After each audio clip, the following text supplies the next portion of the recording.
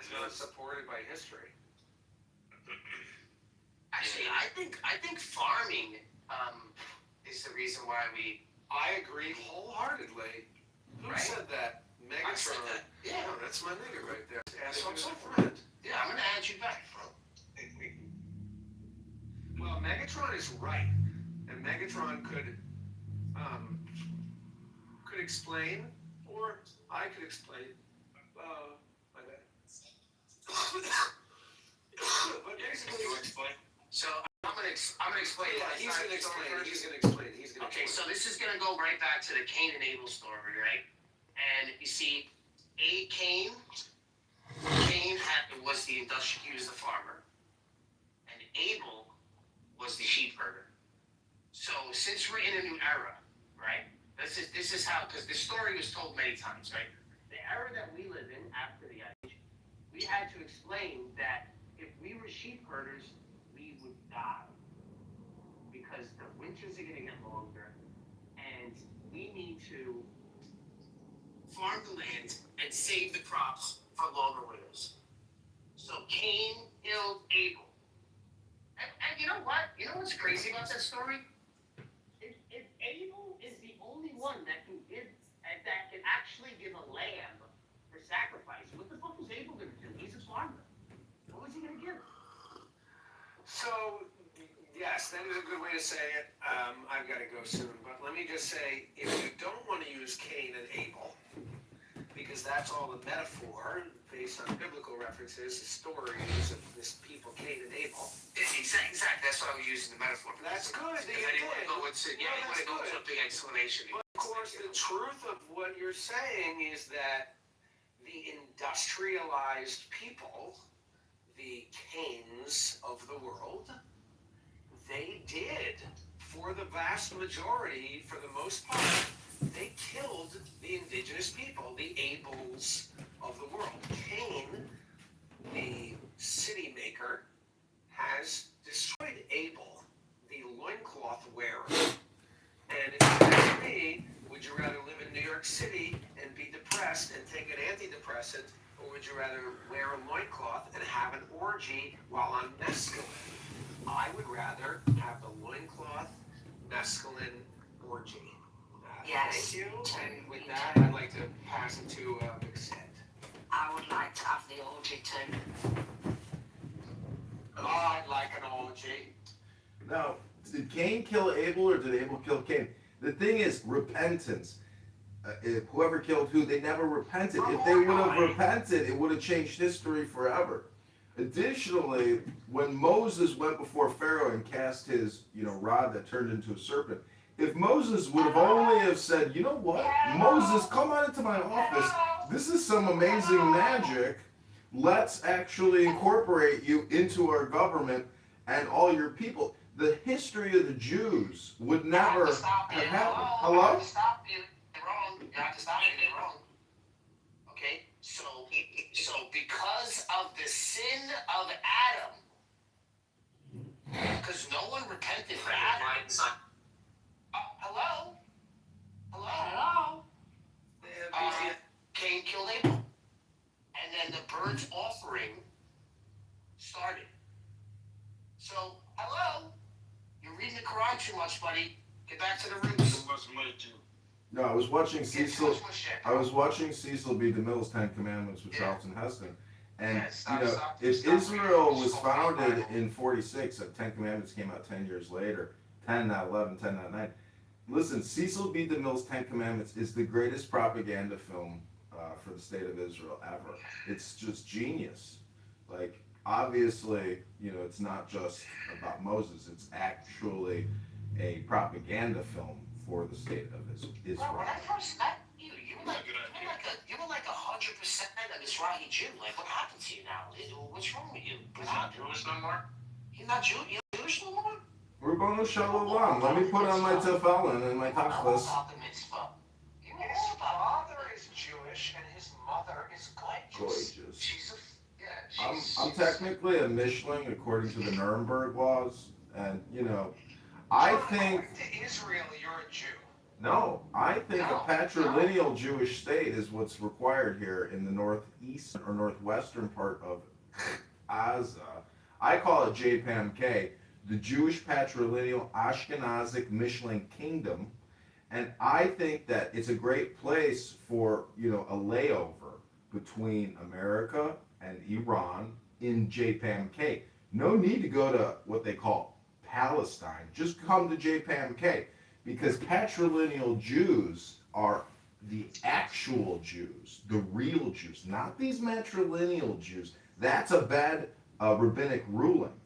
That was an incorrect and inaccurate rabbinic determination. It's really the matrilineal Jews that are the real Yiddishkeit. it doesn't matter. Alright, so you know what I was thinking about? Because we were talking about marriage the other morning, on how like marriage is not like official. Like when you go to Israel, you gotta do like CCD classes to get the fucking, get the license or whatever. I was thinking about recording and making a YouTube and kicking off my YouTube career with making pretend that I bought tickets to Israel, right? Because I have the passport, and I want to tell my wife that I want to have a real Jewish wedding in Israel and be like, like do the whole thing, and then like giving her like the face, like I really want to do it, and like just hearing her freak the fuck out. Like I want to record her freak the fuck out. I'm not going to Israel, no fucking way. Don't tell me you used the credit card for this shit. Oh my god, it'd be fucking. Oh my god, it'd be classic. I'll tell her, like, yo, babe, I picked out a good place. I only spent 15,000. 15? What? Oh my god, I would love it. Well, I recently went to a job interview and they said, John, we really like you. We think you're really cool and you're a great fit for the role, but we looked at your YouTube and we saw you having these conversations with some other guy who's working all day talking to Muslims about the Bible and Quran. What's up with that? What else is there to do? Bro, most of the shit that you had me recorded on got flagged because I'm too controversial. No, you're not even close. No, I can go to other rooms and they're actually talking about murder and drug deals and raping people and the worst of the worst. This app actually has real gargoyle vampire demons on it. This is actually one of the holiest rooms on Clubhouse. No, you could call it like inner city. Sure, I'm so glad I don't go to them kind of rooms now. Inner city bubonic, ebonic plague rooms. Young YN rooms, basically. You got women out here turning tricks in here. Yeah, there are prostitutes on the set. I seen 3 black girls turning tricks in a room. Get fucking shit out of chicken. They were showing all sorts of shit on their pictures. Not Smiler, is that a picture of Epstein? I was thinking about setting up a. Is he reading the Quran? If you're doing I might do an OnlyFans at $1. There are girls that don't even publish nudies on OnlyFans and they've made millions. And they don't even publish nudies. Millions. That's crazy. Shows how thirsty men are. No, it just shows you that content is what's in demand. But just looking at a pair of ass and tits isn't going to improve your life in the slightest. It just takes time away from what you could improve on. It's called opportunity cost. And I keep talking about that on this app, that I believe that it's the 1530 rule. Oh, okay, go ahead, Smile. I'm sorry. That's just gonna be quick, probably. Make sure you know how the Muslims will use the verse about Kedar and saying like that's a prophecy of Muhammad. Yeah, when that's clearly a Jesus, but yeah, keep going. Yeah, so read this. Listen to this. I'm gonna read this. This is Psalms 120. It says, "I call on the Lord in my distress, and He answers me. Save me, Lord, from lying lips and from deceitful tongues. What will He do to you, and what more besides you, deceitful tongue?" Oh wait. Okay, yeah. punish you with a warrior sharp arrow with burning coals of the broom bush. Woe to me that I dwell in Meshach, that I live amongst the tents of Kedar. Too long have I lived among those who hate peace. I am for peace, but when I speak, they are for war. So Islam is also the. So if Kedar is Muhammad's whole situation, then I mean that's pretty accurate. That's pretty spot on. Among those who he lives among those who hate peace. The Muslims definitely hate peace. I don't know. I thought that was interesting. I was listening to the Book of Psalms today, and I'm like, what the hell? That's crazy. See, we look at Islam through a polarized lens because all we see is the polarized percentage, but there's a lot of just, normal Muslims who aren't ultra religious or fanatic politically. But that's normal distribution curve with any population. And so. Only problem with those people is they don't speak. Hold on. We got a Baba on stage. What's up, Baba? What do you got? Baba, what's up? What do you got? Assalamu alaikum. Baba, what do you got, Baba? Alright, if you don't talk, I'm just gonna kick you the fuck out of here. Going once.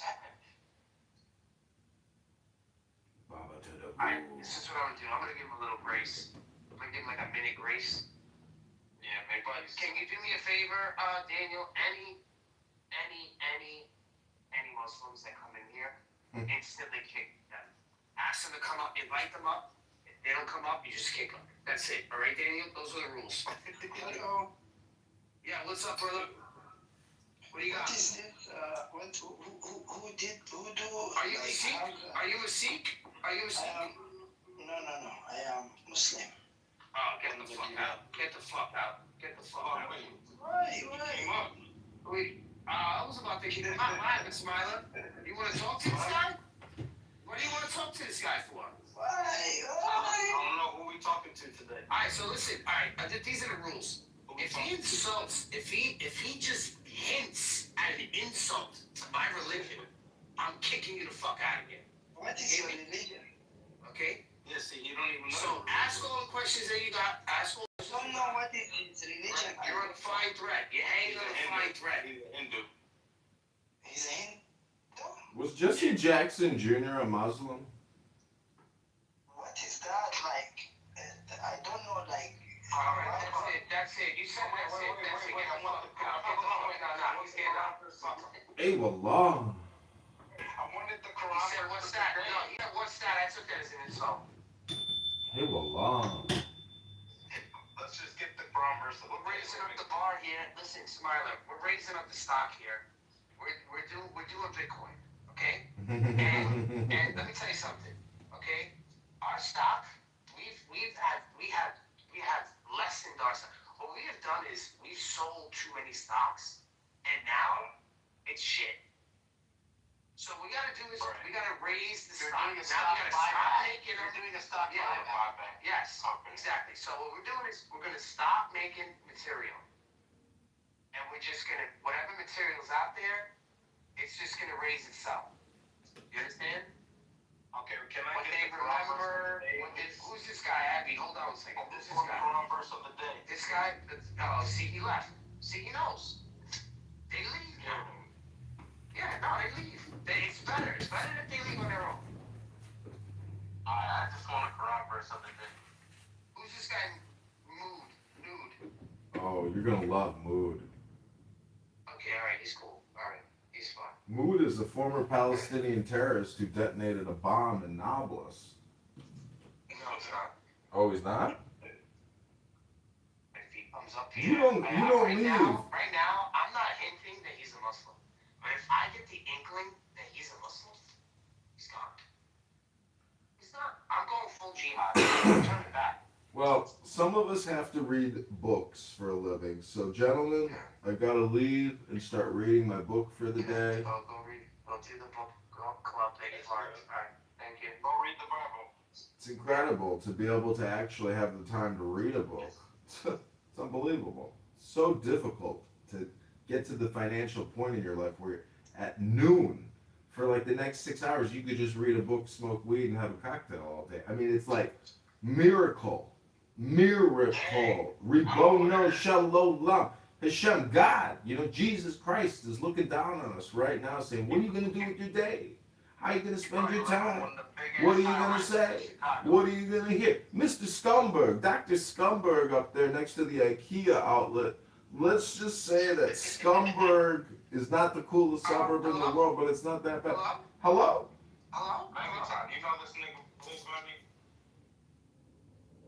Listen, we don't talk about that stuff on here. We don't keep it really simple. It's all day Bible. I've also been reading The Art of Worldly Wisdom.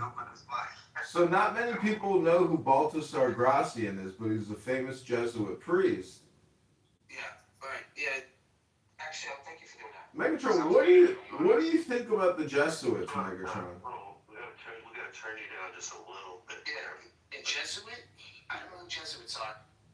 It's a Catholic order. I know what conversation you were listening to. You were listening to Converse. Conspiracy bullshit. You just listening to Converse talk about his middle knowledge of God, and he never came from. Shut the fuck up.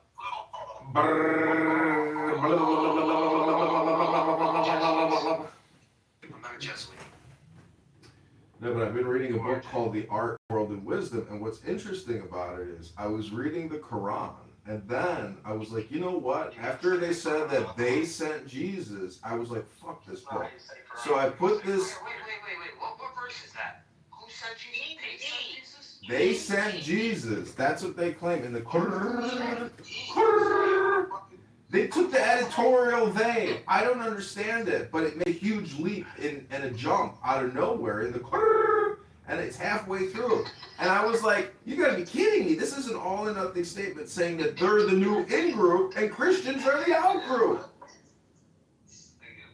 In one giant statement, they make a huge claim. It's unbelievable. Yeah. Yeah, they sent Jesus. I was like, they? They became they? Who they? Who they? Who they? Who they? That's what I'm saying. Who they? Alright, let's get the Islamophobic pictures up. Also, don't forget Muhammad with the Mo. His other name is Abdul. And that's like saying there's a Dr. Jekyll, Mr. Hyde to Muhammad. You know, he's got AKA names. He's got, yeah, Abdul. Abdul. Have you met Abdul? Muhammad's evil brother? Hello? Oh my God, John. Oh man. Bro, what do you want? You want fucking medicine, bro? Yeah, man, I just had a cup of coffee. Just had a cup of coffee. Johnson over here. Hello? Yeah. Hello? He didn't smoke it. His weed did. So man, you didn't you're balding it. Is this guy white? I guarantee this guy's white. I just heard your band from, Is this Joanna the Jew? oh my God, John Lee's room. I heard your band from John Lee's room, Daniel. It cracked up for half an hour. Ramadan Mubarak. Was that funny? It's fucking hilarious, dude. Listen, John Lee is busy charging the batteries on his RV and putting together egg sandwiches They for got people. stolen. Oh no! Everything got stolen. I think it's the biggest liar ever. No. I sent them $100. Anyway, I just told him that he needs a license to serve the homeless food. You know, what if they get sick on the food? He doesn't have a license. Oh, Joanna, relax. You can give food to anybody. Who cares about that license shit when you're homeless? I tried to start a food business for fruits and we got stopped. Yeah, well, You can't just get food. that's a business when we're talking about just giving food to other homeless bums that live on your street. Can I just get in here? I'll be like 10 seconds, like always. Thank you. Actually, it's not worth it. Go ahead. How's their book sales coming along, Joanna? Are we going to co-publish a book? Honestly, yeah, this is my new book. I have the picture up here. What's it called? The Raven and the rabbit. What the fuck? It's in my PTR. Yikes. We need to like, Joanna, we need to come up with some titles like how to start a clubhouse podcasting business. Shit like that. You know, we need you to go across these clubhouse streets, go into these rooms and start promoting how to start a successful clubhouse business and like publish that book on Amazon. See if we can't do, you know, a couple thousand in sales this month. Clubhouse business? Yeah, who cares? Just use the word clubhouse in the name of the book. Don't worry about the copyright infringement. Right. This app is owned by Reed Hoffman, a faggot in the Epstein What's files. the content? Pedophile from the Epstein files. Don't worry about this app. It's garbage. What do you want me to write about? Reed Hoffman and how he's a fucking pedo. We'll claim that you can get rich on Clubhouse. And don't center yourself, please. Anyway, Daniel, there's 3 people that are blocked. What? Dude, There's 3 people that are blocked. That's why it's funny. P. Mars, Tom Rabbit, and you. Is that fucking hysterical, bro? And he just said it in his calm voice. He's like, I can't allow Daniel Nero on stage. Oh my god, I couldn't take. You're cruel, Joanna. This poor guy's homeless. His batteries got stolen. pedophile, and he's selecting who he's gonna interact with. We get the fucking break. He's an absolute nutter. Yeah. Same category as He's a YouTuber now, though. Come on. I'm his #1 YouTube subscriber, guys, and you guys don't even have a YouTube channel yet. A little less. I will. I'm gonna actually leave, but I just want to say that Megatron needs a YouTube channel. However, There's too many people. Less is more, though. And you ever? no, I do have to go. I do have to go. You have like a toe, a big toe thumb. Big toe thumb? No, I got a Chuck big. gets real sensitive when we talk about baldness. He's bald. I got some cool hats. Don't you know that Caesar covered up his baldness with laurels? I'm covering up my baldness with laurels too. It's not about what you say you are. It's about what you do. I'm a candidate for Congress, guys. I don't think so. Where's the Wells Fargo around here? Oh my goodness. You didn't do that? Well, you could have texted me that you were gonna. Texted you. I don't have time to do anything right now. I'm just saying. What do you think I'm gonna do? Like do 3 things and then Google them? You never informed me. You never informed me. What? The seat? Yes, packed. What do you think? Listen. I'm not trying. Listen. Just that time. Yeah. So you know we're. I'll have to talk to her. Wait. I'm online right now. I'm doing my ministry right now. Just so that you know. Okay. That's why I'm doing a lot of things. I had to leave food with Miguel. This seat was completely full like this. If I didn't leave it, I almost left. Here's the Wells. Well, the Bank of America is just 1 block away from here. Well, this is quite six. Well, this is 1 block. Let me see the map. Okay, I'm gonna go to Bank of America first, not Wells. It's ridiculous. We have to go both places, but whatever.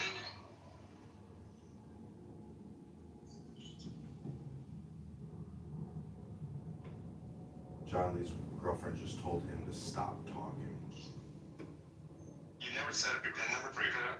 No, I don't. I know. Neither do I, but I still set it up for that moment. Listen. Sometimes I have a credit card for years, but I set up the PIN number immediately, and that time that I needed many years later, I don't have to deal with it. It's such a John Lee thing to say. I already set it up. That is such a John Lee thing to say to talk about the PIN number. Oh my god. No, I'm talking about the ATM. Okay. This is one homeless person talking to another homeless person. The ATM PIN you set up at the bank when you make your account. Credit card doesn't work that way. Anyway. Yeah, John Lee's upset. He's got to explain how to use a debit card versus credit. Ladies and gentlemen, I just got to say that, John Lee's ministry really is for fools. You have to be in on the inside joke that you're listening to, a tard.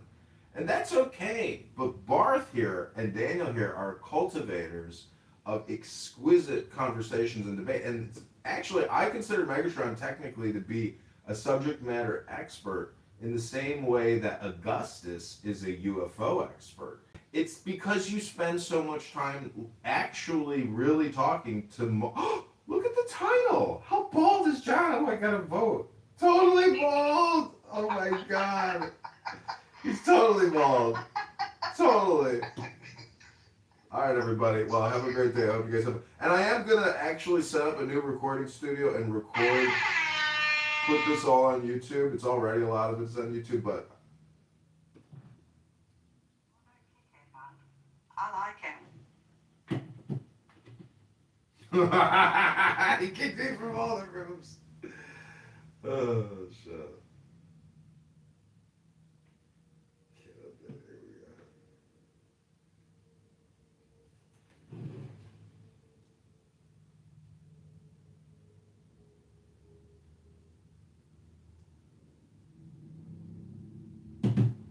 So anyway, so I'm thinking about setting up at OnlyFans. What shall I sell on there? Well, you're opening an OnlyFans. Yeah, maybe I'm gonna make some dollar, man. Okay, so Bruno Mars is, he has a Puerto Rican / Jewish father. He's And a Filipino mother. Yes. Let's go. He's at least Filipino and white. Or Filipino and white. You got a lot of. Yeah, we're gonna have to get you some latex, some lips. But you gotta play the part like you're Christian behavior. I was wrong about the Trinity, but in time, they'll be corrected. Yeah, I'm glad you said that. And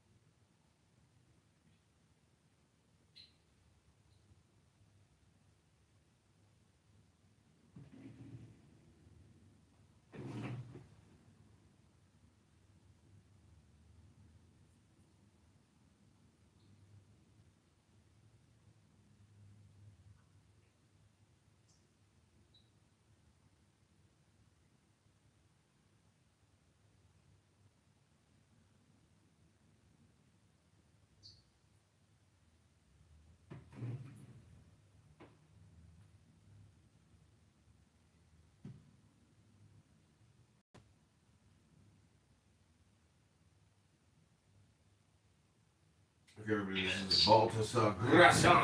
Please stand to your feet as we receive a champion for justice, our United States Senator. Wait, which one?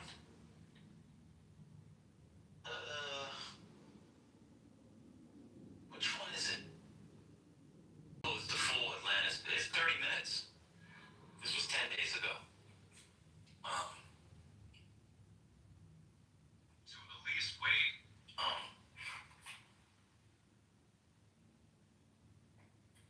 Any comments on that? Okay, this is Baltasar Grasson, Heart of Wisdom.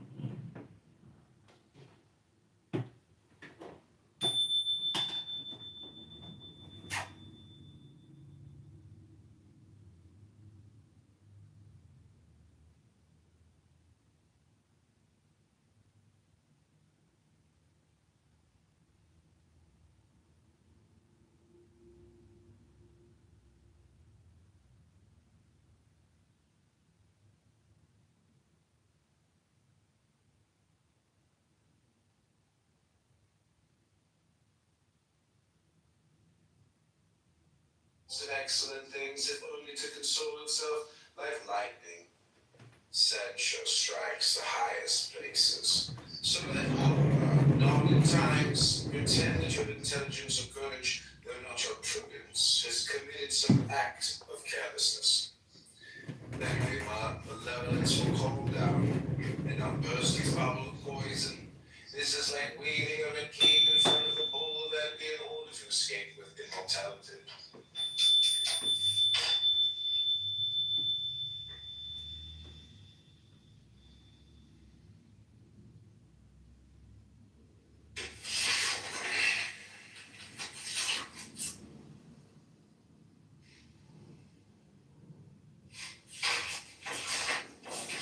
Excellent things, if only to console itself, like lightning. Censure strikes the highest places, so that Homer, not in time.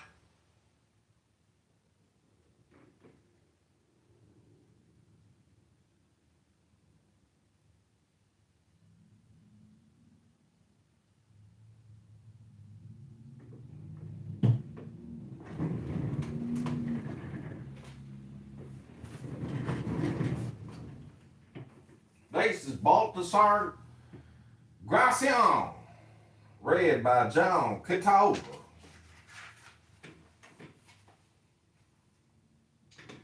A stomach for big helpings of fortune.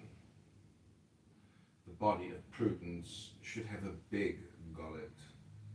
A great talent is made up of great parts. If you deserve the best luck, don't eat your fill of good luck. What is sure fit to some is hunger to others. Some people waste exquisite food because they have no stomach for it. They weren't born for and aren't accustomed to high occupations. Their relations with others turn to vinegar, and a false sense of honor clouds their head and makes them lose it.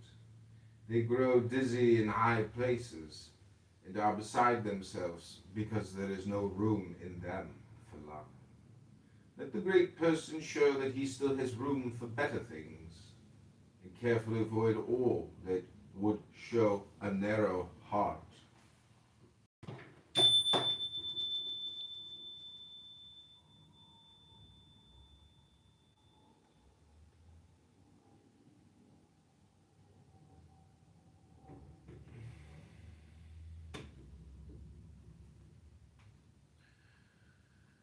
To each the dignity that befits him.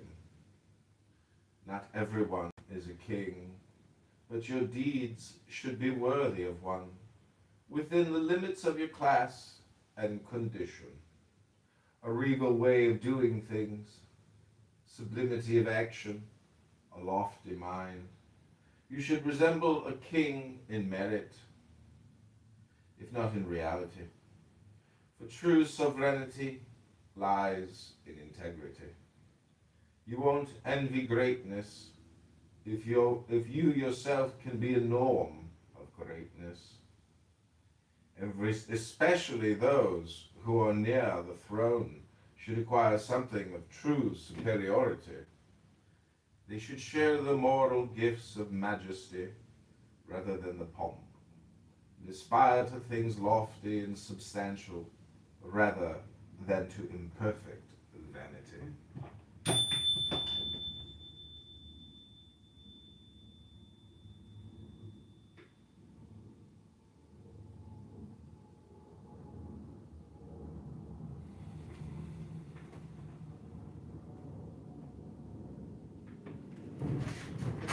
Have a good sense of what each job requires.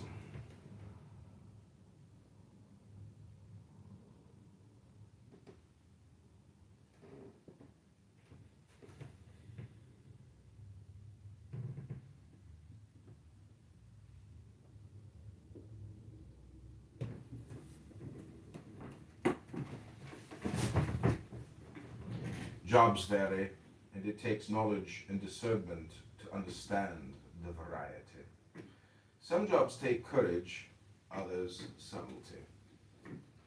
The easiest ones are those that depend on honesty, the most difficult those that require artifice.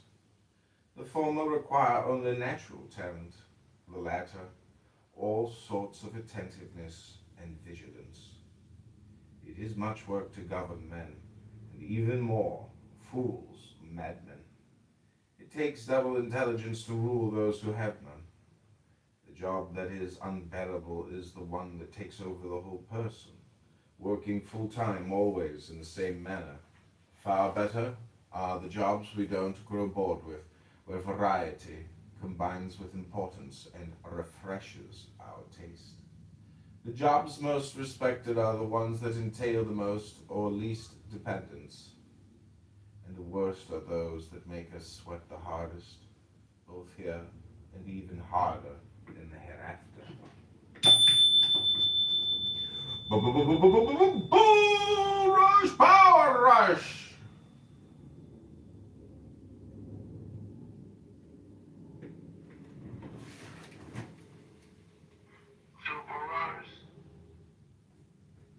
What'd you say?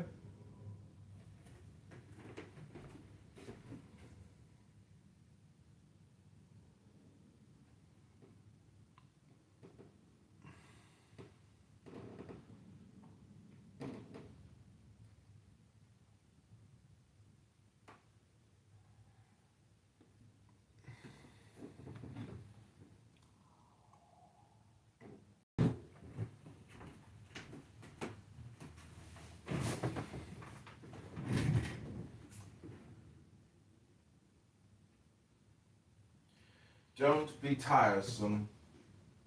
Don't have only one theme, one obsession. Brevity is pleasant and flattering, and it gets more done. It gains in courtesy what it loses in curtness. Good things, if brief, twice good.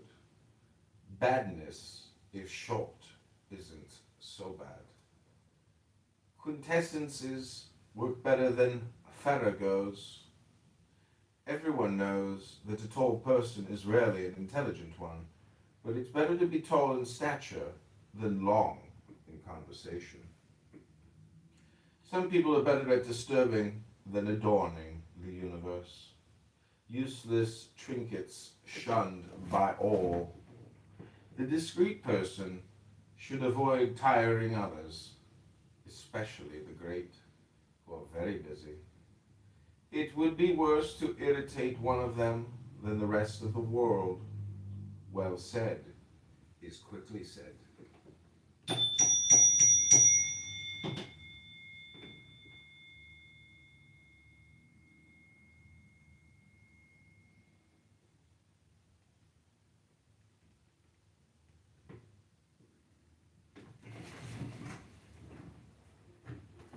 Don't flaunt your good fortune. It is more offensive to take excessive pride in your high office than in yourself. Don't play the great man. It is odious. And don't be proud of being envied. The more strenuously you seek esteem from others, the less of it you will have. It depends on respect. You can't simply grab it. You have to deserve it and wait for it. Important occupations call for a certain gravity and decorum. Keep only what the occupation requires, what you need to fulfill your obligations. Don't squeeze it dry. Help it along. Those who want to look like hard workers give the impression that they aren't up to their jobs. If you want to succeed, do so using your gifts, not your outer trappings. Even a king ought to be venerated more because of his person than because of his pomp and circumstance.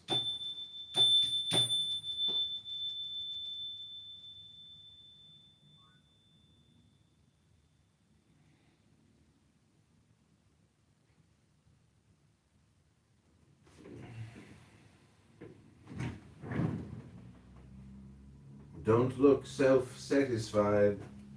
Don't go through life feeling discontent with yourself, which is timidity. or satisfied, which is foolishness. Self-complacency usually arises from ignorance, and it leads to a foolish happiness that tickles the taste but ruins the reputation. Unable to discern the high perfection of others,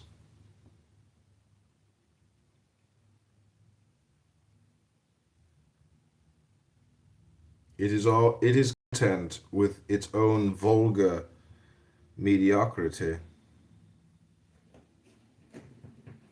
Caution is always useful, either to help things turn out well, or to console us when they turn out badly. No setback will surprise you if you fear it beforehand. Homer himself nodded at times, and Alexander tumbled from his estate and from the deceit in which he was living. Things depend on circumstance.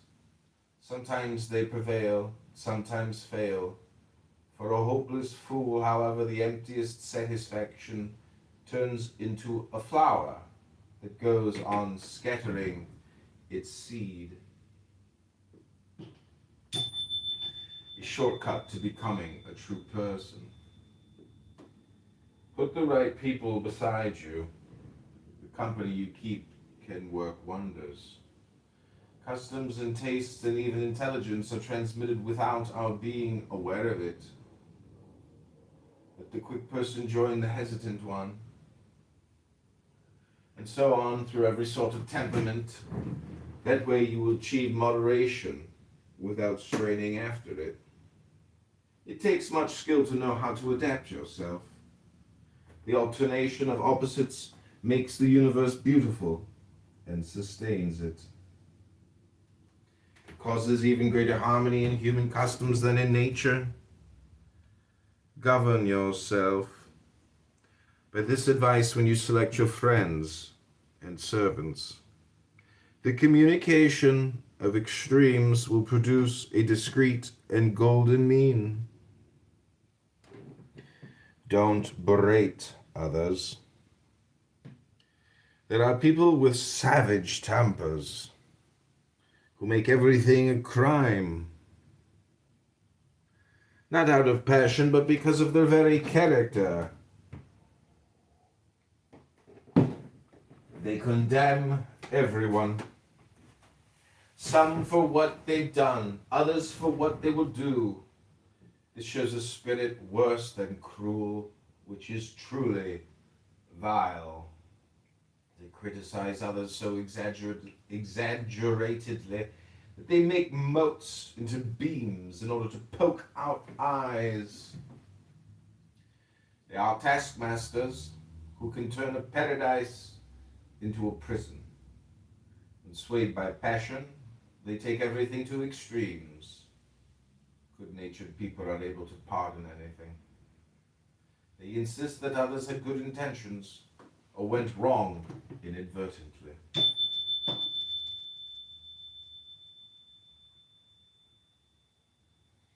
Don't wait to be a setting sun. It is a maxim of prudent people to abandon things before being abandoned by them. You should make even your end into a triumph. At times the sun itself retires behind a cloud, so that no one will see it fall, and it leaves us wondering whether it has set or not. Avoid sunsets so as not to burst with misfortune. Don't wait for people to turn their shoulders on you. They will bury you alive to your regret, dead or renown. The prudent know when to retire a racehorse, and do not wait for him to collapse in the middle of the race. To the laughter of all, let beauty shatter the mirror cleverly, at the right time and not too late when she cannot bear the truth. Have friends. They are a second being to a friend. All friends are good and wise. When you are with them, all turns out well. You are worth as much as others want you to be and say you are, and the way to their mouths lies through their hearts. Nothing bewitches like service to others. The best way to win friends is to act like one. The most and best we have depends on others. You must live either with friends or with enemies. Win one each day, if not as a confidant, at least as a follower. Choose well, and some will remain whom you can trust.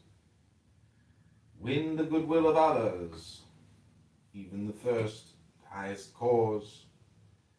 Sublet the divinity. In the most important matters does things this way. Reputation is purchased with affection. Some trust so much in their own worth that they make light of diligence.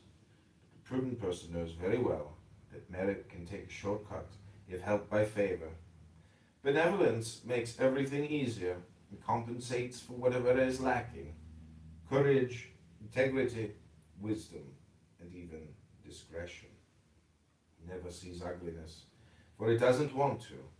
It is usually born from similarity of temperament, race, family, country, or occupation. In the spiritual realm, benevolence bestows talent, favor, reputation, and merit. Once one wins it, this is difficult. It is easily kept.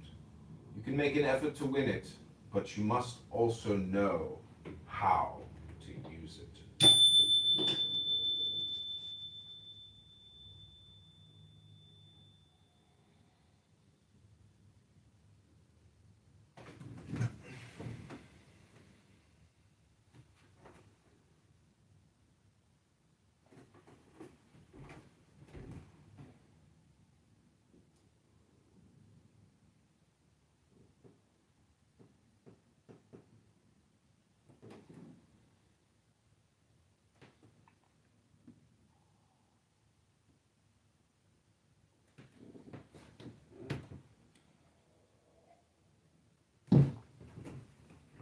Plan for bad fortune while your fortune is good.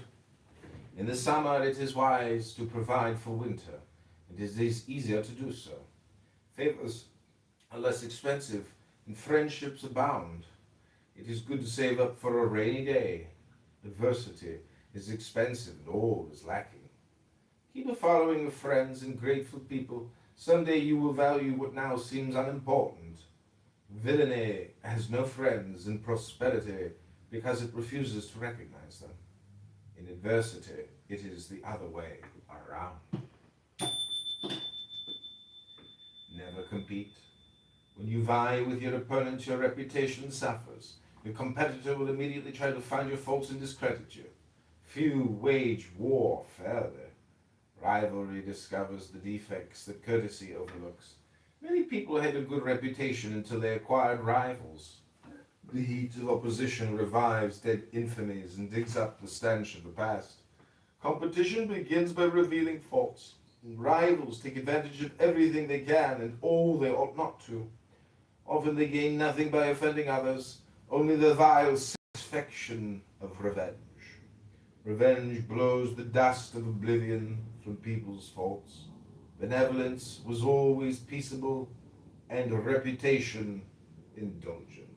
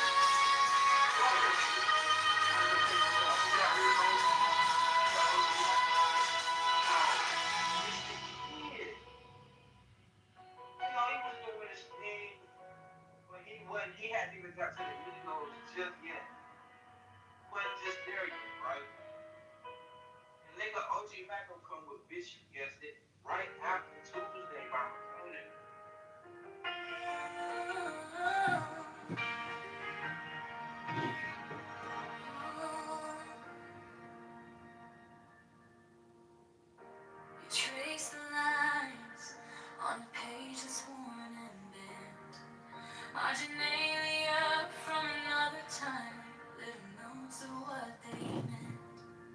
Coffee stains on chapter 10, you say someone cried right here.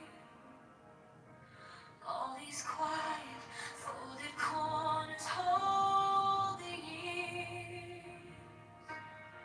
Teach me the wisdom of books, the intelligence of love. Reads between the lines, where the ink gives up.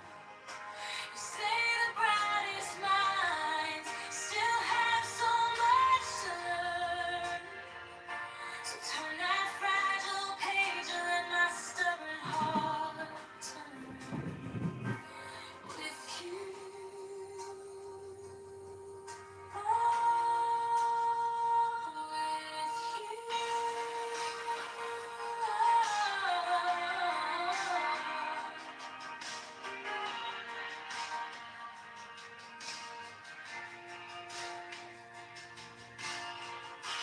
Quote a line about patience, about grace. Then you stop and start to smile with that softness in your face. You can memorize the theory, still not know its soul. Then you press your thumb to mine, and it feels like coming home. Teach me the wisdom of books, the intelligence of. Okay, welcome back. We're going to switch up books. Balthasar Gracian, The Art of Worldly Wisdom. We're going to move on to working on Eliphas Levi's Secret Keys book. Secret Wisdom of Eliphas Levi. Kabbalah. Jesus Christ.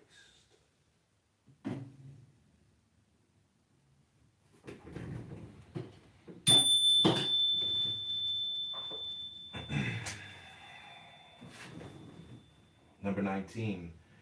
It is the number of light. It is the existence of God proved by the very idea of God. The one must say that being is the universal tomb where, by an automatic movement, stirs a form forever dead and corpse-like. Or one must admit the absolute principle of intelligence and of life. Is the universal light dead or alive? It is vowed fatally to the work of destruction, or providentially directed to an immortal birth. If there be no God, intelligence is only a deception, for it fails to be the absolute, and its ideal is a lie. Without God, being is a nothingness affirming itself, life a death in disguise, and light a night forever deceived by the mirage of dreams. The first and most essential act of faith is then this: being exists. In the being of beings, the truth of being is God. Being is alive with intelligence, and the living intelligence of absolute being is God. Light is real and life-giving. Now, the reality and life of all light is God. The word of universal reason is an affirmation and not a negation. How blind are they who do not see that physical light is nothing but the instrument of thought?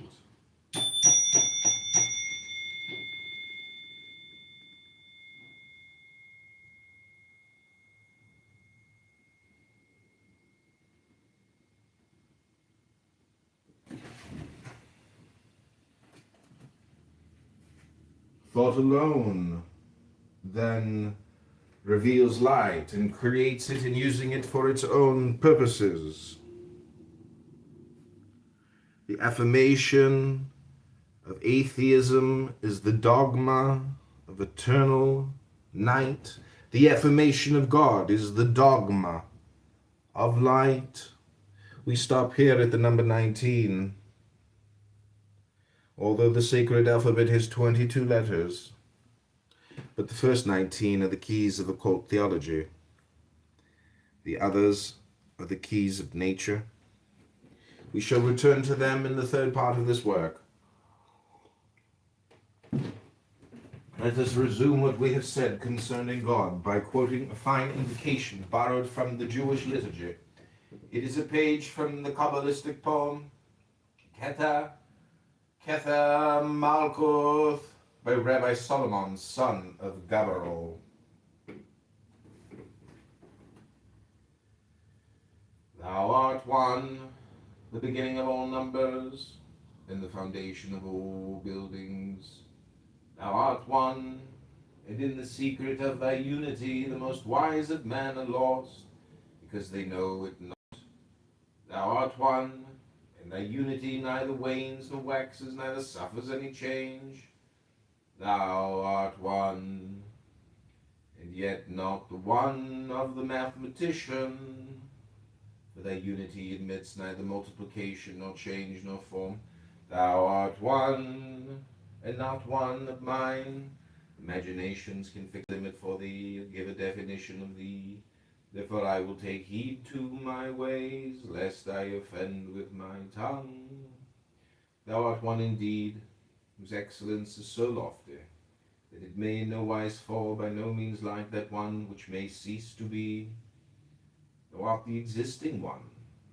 Nevertheless, the understanding and the sight of mortals cannot attain thine existence, nor place in thee the where, the how, the why. Thou art the existing one, but in thyself, since no other can exist beside thee.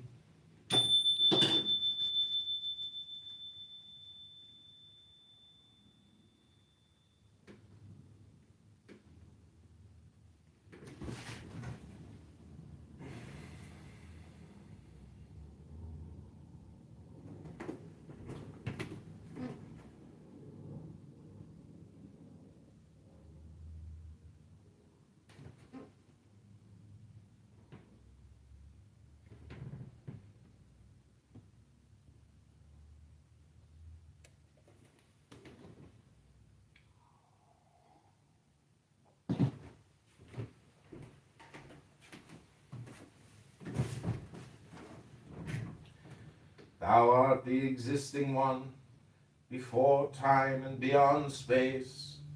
Thou art indeed the existing one, and thine existence is so hidden and so deep that none can discover it or penetrate its secret. Thou art the living one, but not in fixed and known time. Thou art the living one, not by spirit or by soul, for thou art the soul of all souls. Thou art the living one, but not living with the life of mortals, that is like breath, whose end is to give food to worms.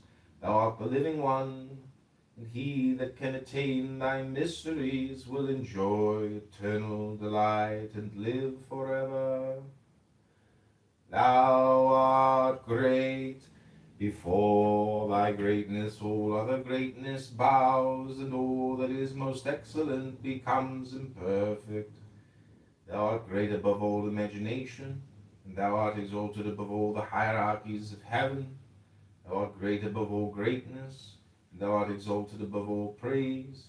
Thou art strong, and not one among thy creatures can do the works that thou dost, nor can his force be compared with thine. Thou art strong, and it is to thee that belongs that strength invincible, which changes not and decays never. Thou art strong by thy loving kindness. Thou dost forgive in the moment of thy most burning wrath, and thou showest thyself long-suffering to sinners.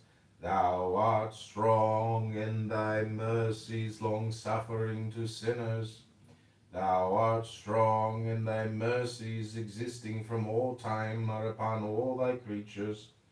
Thou art the eternal light. that pure souls shall see, and that the cloud of sins will hide from the eyes of sinners. Thou art the light which is hidden in this world and visible in the other, where the glory of the Lord is shown forth. Thou art sovereign, and the eyes of understanding which desire to see thee are all amazed, for they can attain but part of it, never the whole.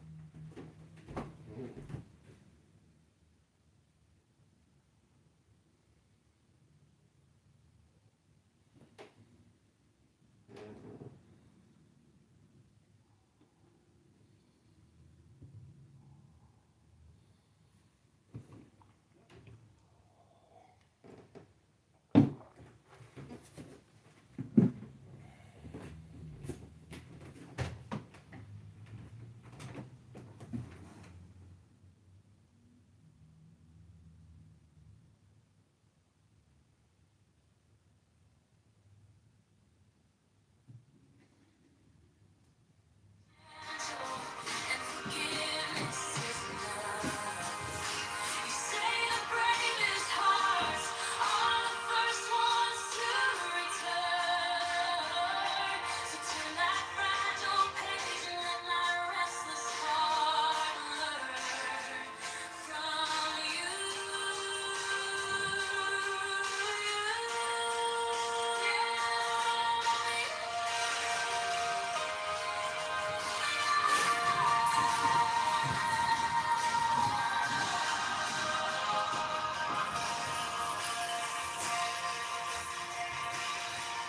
You close the cover. Hold it to my chest. Say all of this is paper till we put it to the test. So I stumble through my sentences. You just take my hand instead. Understanding isn't spoken. It's how you're hearing what's unsaid. Teach me the wisdom of books and the intelligence of love. All the underlying mistakes we can rise above. I don't need every answer, just a place where I can grow. So turn another page and let our open hearts show that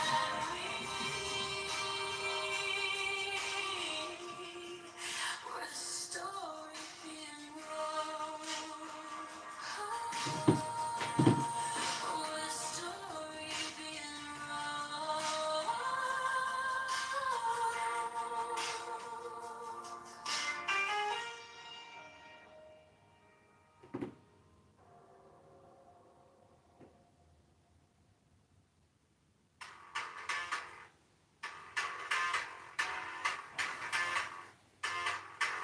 I drew maps on the backs of receipts, tiny plans, cheap backseat.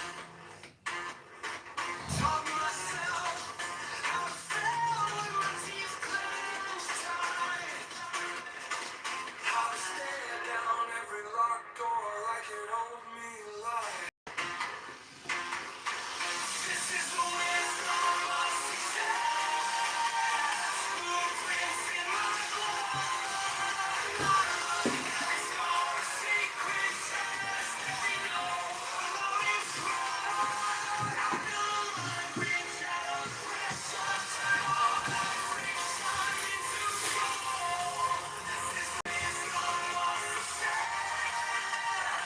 I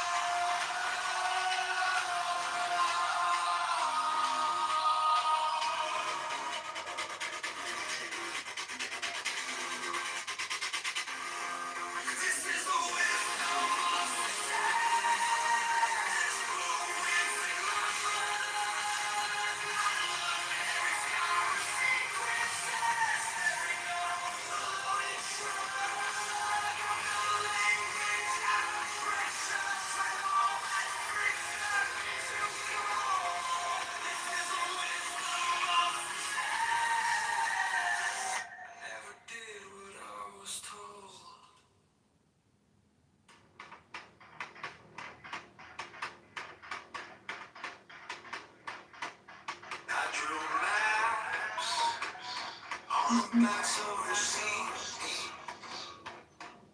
tiny plans in the dark of a cheap backseat. Taught myself how to feel with my teeth clenched tight. How to stare down every locked door like it owes me life. This is the wisdom of success. Blueprints in my blood. Not luck. Every scar, a secret test. Every no, a loaded slug. I built a language out of pressure. Turn all the friction into gold. This is the wisdom of success. I never did what I was told. I learned that from the cracks in my own design. Sharp turns where I almost crossed the line. Road trips on the walls of an empty room. If they won't open up a space for you, you carve your own through stone and view. This is the wisdom of success. Blueprints in my blood. Not luck. Every scar, a secret test. Every no, a loaded slug. I built a language out of pressure. Turn all the fiction into gold. This is the wisdom of success. I never did what I was told. Sheets, just 1,000 tiny edits. Midnight questions, wrestling with habits. I keep my doubts like tools on a metal rack. They cut deep, but they keep me sharp, keep me coming back. Oh,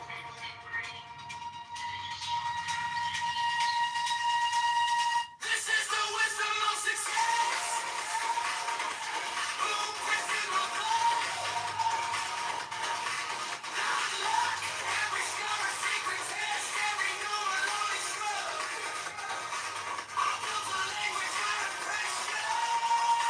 Turn all the friction into gold. This is the wisdom of success.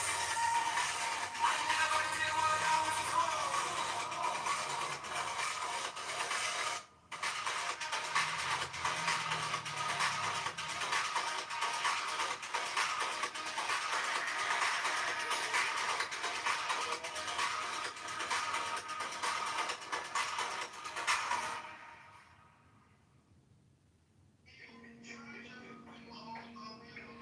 Deep in, slow out, hands still, heart loud. Warm water on my shoulders, thoughts floating to the rim. Candle flicker on the tiles, time loosened at the brim. Close eyes, count the exhales, let every shadow feel thin. One breath and another, I soften in my own skin. Breathe in, let it all go, sink down.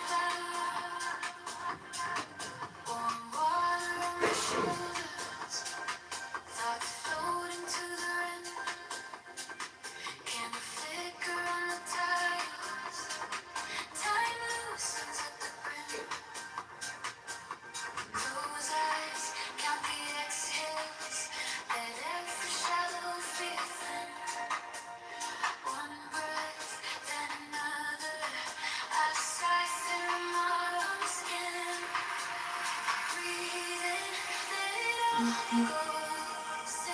down, let the heat flow, steam on my skin. I'm opening every little worry, loosening. Breathe out, let the heart slow. Nothing you have to control. Steam on my skin. I'm opening this quiet ceremony. I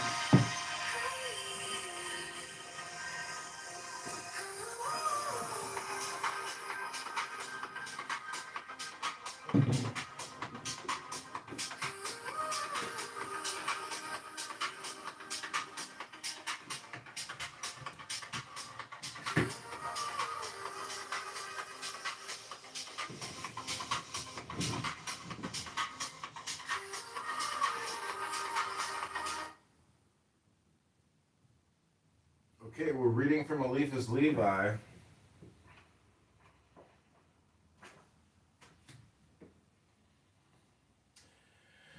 This divine will has hollowed, designed, purified, and molded. It has ordered nothingness to open itself, being to shut up, and the world to spread itself.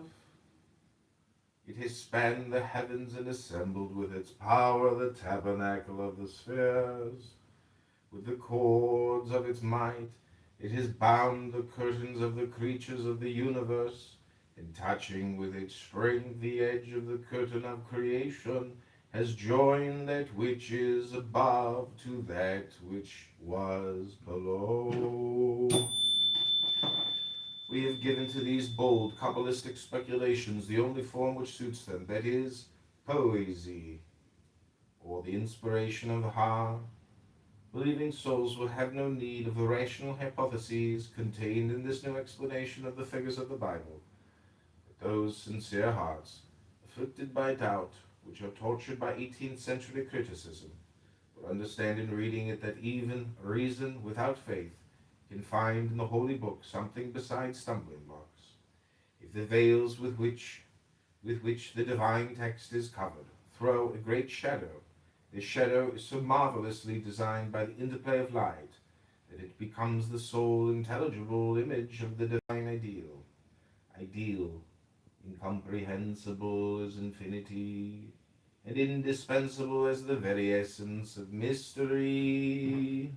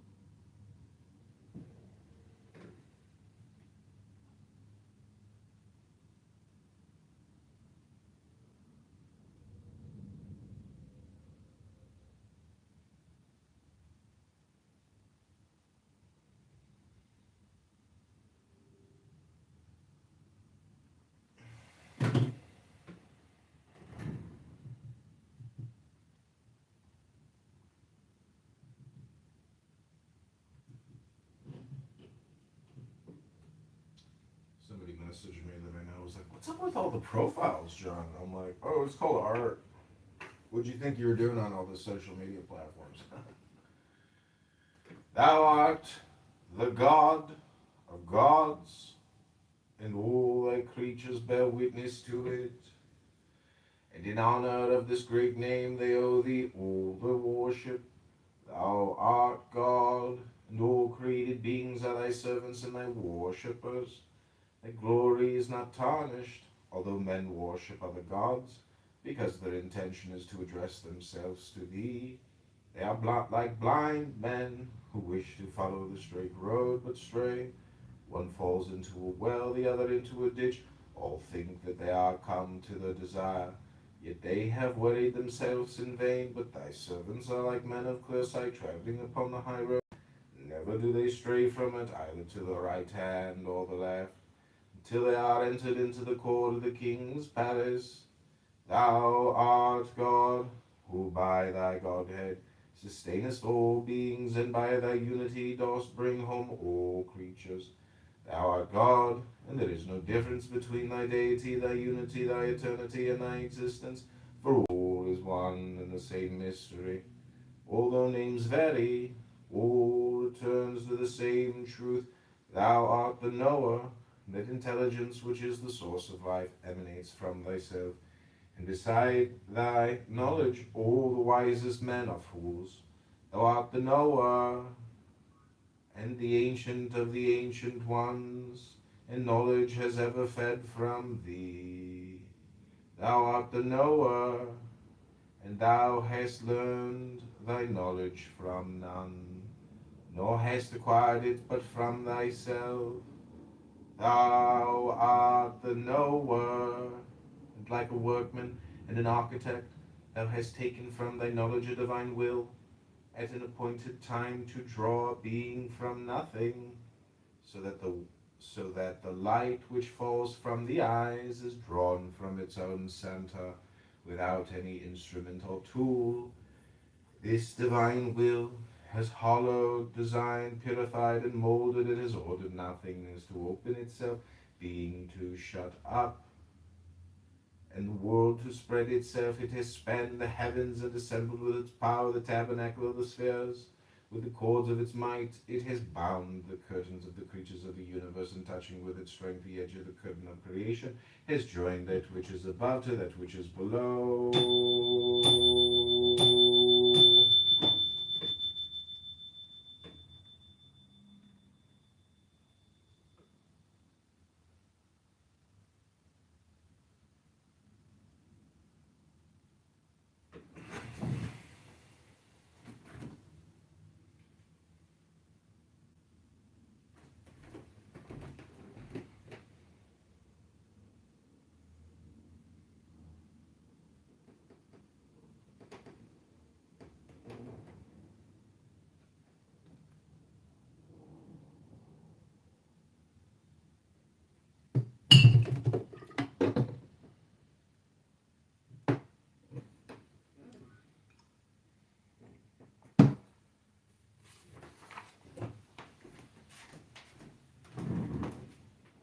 What up, Danny? I was just reading an interesting prayer, a Kabbalistic prayer. Very interesting.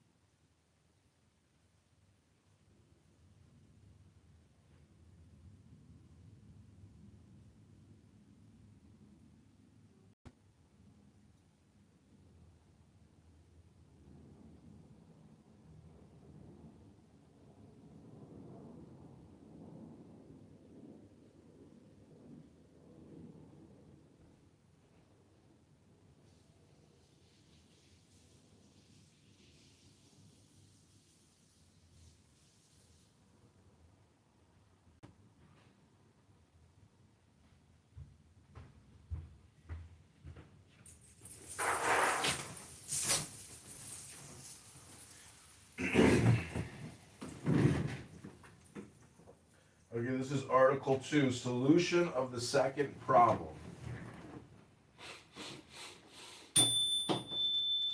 True religion. Religion exists in humanity, like love. Like it, it is unique. Like it, it either exists or does not exist. In such and such a soul, but whether one accepts it or denies it, it is in humanity. It is then in life. It is in nature itself. It is an incontestable fact of science and even of reason. True religion is that which has always existed, which exists today and will exist forever. One may say that religion is this or that. Religion is what it is. This is the true religion, and the false religions are superstitions imitated from her, borrowed from her, lying shadows of herself, One may say of religion what one says of true art. Savage attempts at painting or sculpture are the attempts of ignorance to arrive at the truth. Art proves itself by itself, is radiant with its own splendor, is unique and eternal like beauty. The true religion is beautiful, and it is by that divine character that it imposes itself on the respect of science, and obtains the assent of reason. Science dare not affirm or deny those dogmatic hypotheses which are truths for faith, but it must recognize by unmistakable characters the one true religion, that is to say, that which alone merits the name of religion, in that it unites all the characters which agree with that great and universal aspiration of the human soul.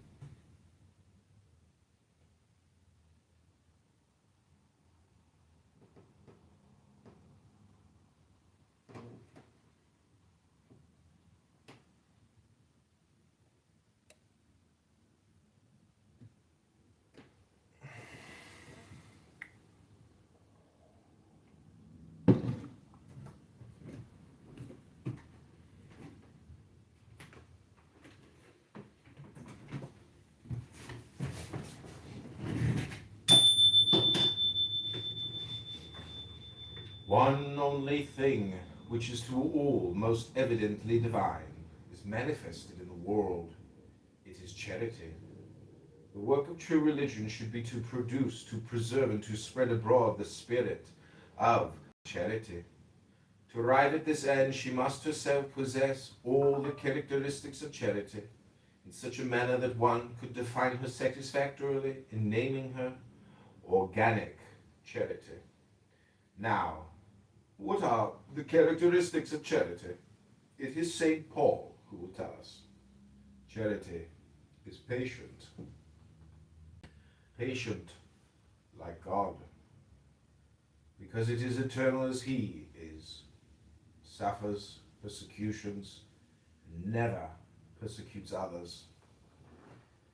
It is kindly and loving, calling to itself the little and not repulsing the great. It is without jealousy. Of whom and of what should it be jealous? Is it not that better part which shall not be taken away from it? It is neither quarrelsome nor intriguing.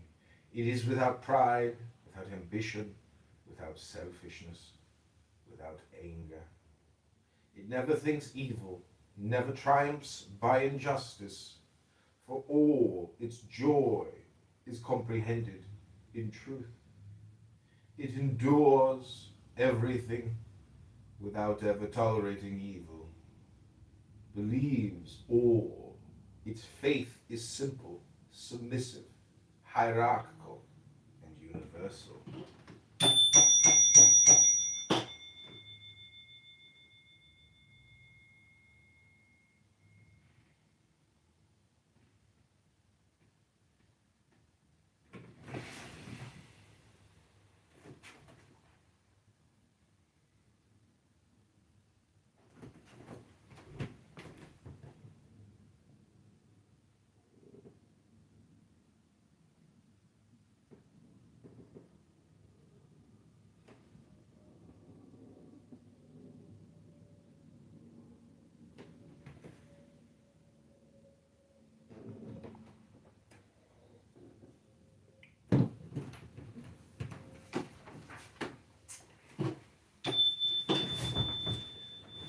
It sustains all and never imposes burdens which it is not itself the first to carry. Religion is patient, the religion of great thinkers and of martyrs. It is benevolent, like Christ and the apostles, like Vincent de Paul, like Fenelon. It It envies not either the dignities or the goods of the earth. It is the religion of the fathers of the desert, of St. Francis and of St. Bruno, of the Sisters of Charity and of the brothers of St. Jean de Dieu. It is neither quarrelsome nor intriguing. It prays, does good, and waits. It is humble, it is sweet-tempered, it inspires only devotion and sacrifice. It has, in short, all the characteristics of charity, because it is charity itself. Men, on the contrary, are impatient, persecutors, jealous, cruel, ambitious, unjust, and they show themselves as such, even in the name of that religion which they have succeeded in calumniating, but which they will never cause to lie. Men pass away, but truth is eternal. Daughter of charity and creator of charity, in her own turn, true religion is essentially that which realizes. She believes in the miracles of faith, because she herself accomplishes them every day when she practices charity. Now, a religion which practices charity may flatter herself that she realizes all the dreams of divine love. Moreover, the faith of the hierarchical church transforms mysticism into realism by the efficacy of her sacraments. No more signs, no more figures, whose strength is not in grace, and which do not really give what they promise. Faith animates all, makes all in some sort visible and palpable. Even the parables of Jesus Christ take a body and a soul. They show at Jerusalem the house of the wicked rich man. The thin symbolisms of the primitive religions overturned by science and deprived of the life of faith resemble those whitened bones which covered the field that Ezekiel saw in his vision. The Spirit of the Savior, the Spirit of faith, the Spirit of charity has breathed upon this dust, and all that which was dead has taken life again. So really that one recognizes no more yesterday's corpses in these living creatures of today. And why should one recognize them? Since the world is renewed, since St. Paul burned at Ephesus the books of the Hierophants, was then St. Paul a barbarian? And was he committing a crime against science? No, but he burned the winding sheets of the resuscitated that they might forget death. Why then do we today recall the Kabbalistic origins of dogma? Why do we join again the figures of the Bible to the allegories of Hermes? It is to condemn St. Paul. Is it to bring doubt to believers? No. Indeed, for believers have no need of our book. They will not read it, and they will not wish to understand it. But we wish to show to the innumerable crowd of those who doubt that faith is attached to the reason of all the centuries, to the science of all the sages. We wish to force human liberty to respect divine authority, reason to recognize the basis of faith, so that faith and authority in their turn may never again prescribe liberty and reason.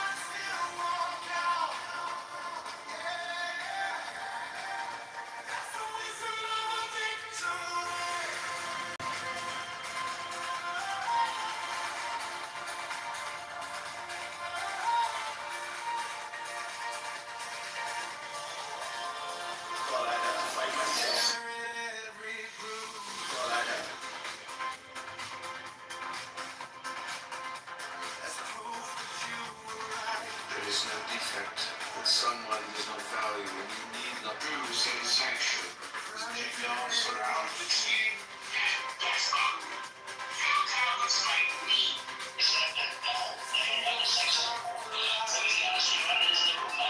Senate is made up of great parts. If you deserve the best luck, don't eat your fill of good luck only to others. Some people waste exquisite food because they have no stomach for it. You want within the limits of your class and condition. They can do these things. Sublimity of action. You should share the moral gifts of majesty. The former require only natural talent. The latter, all sorts of attentive government. Say madness. Everyone knows that a tall person is without sin. That's a little even precise. It's called for the same.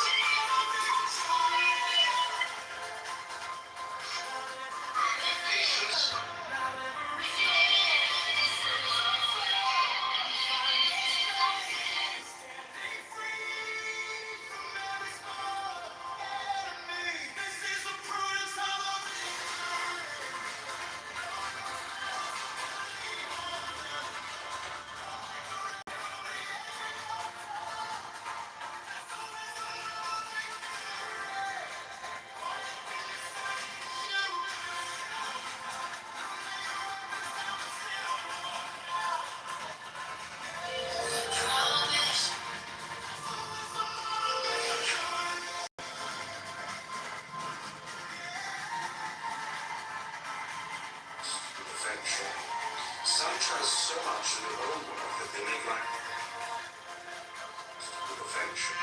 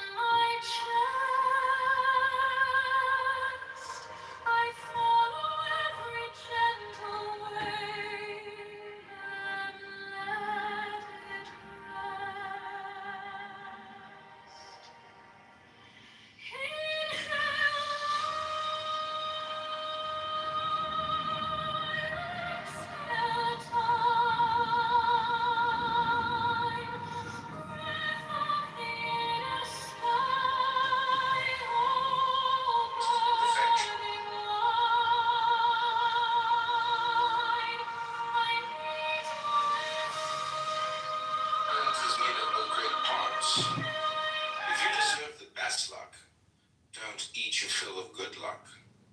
What is sure fit to some is hunger to others. Some people waste exquisite food because they have no stomach for it. They weren't born for and aren't accustomed to high occupations. Their relations with others turn to vinegar, and a false sense of honor clouds their head and makes them lose it. They grow dizzy in high places and are beside themselves because there is no room in them for luck. Let the great person show that he still has room for better things, and carefully avoid all that would show a narrow heart. Hunger to others. Some people waste exquisite food because they have no stomach for it. They weren't born for and aren't accustomed to high occupations. Their relations with others turn to vinegar, and a false sense of honor clouds their head and makes them lose it. They grow dizzy in high places and are beside themselves because there is no room in them for luck. Let the great person show that he still has room for better things, and carefully avoid all that would show a narrow heart.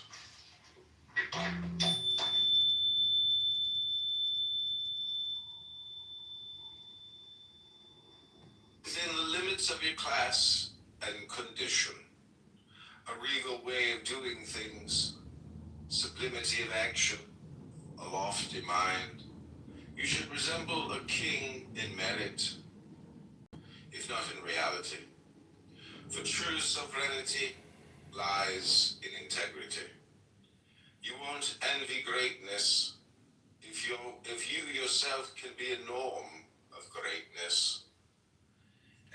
Especially those who are near the throne should acquire something of true superiority. They should share the moral gifts of majesty rather than the pomp, and aspire to things lofty and substantial rather than to imperfect way of doing things, sublimity of action, a lofty mind. You should resemble a king in merit, if not in reality. For true sovereignty lies in integrity. You won't envy greatness if you yourself can be a norm of greatness. Especially those who are near the throne should acquire something of true superiority. They should share the moral gifts of majesty rather than the pomp, and aspire to things lofty and substantial rather than to imperfect vanity. They should share the moral gifts of majesty rather than the pomp, and aspire to things lofty and substantial rather than to imperfect vanity.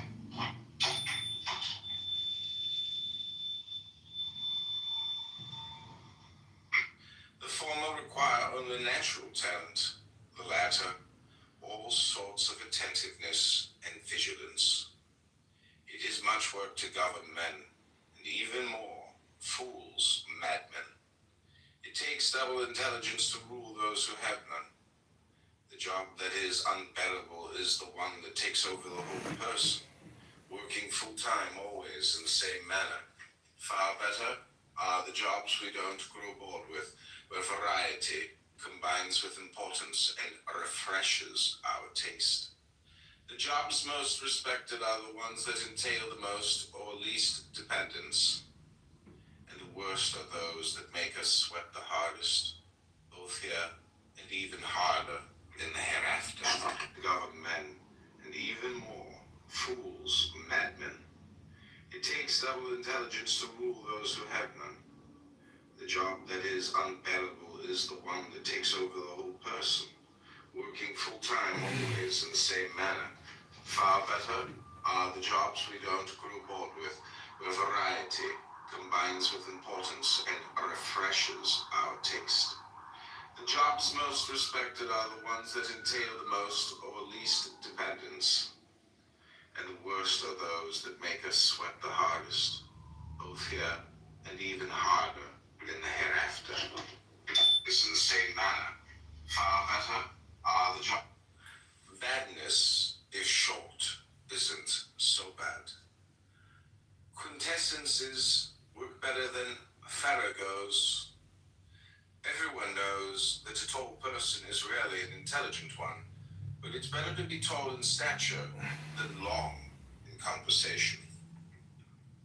Some people are better at disturbing than adorning the universe. Useless trinkets shunned by all. The discreet person should avoid tiring others, especially the great or very busy. It would be worse to imitate one of them than the rest of the world. Well said is quickly said. Everyone knows that a tall person is rarely an intelligent one, but it's better to be tall in stature. Well said, as that you will have sense. It's called for a certain gravity and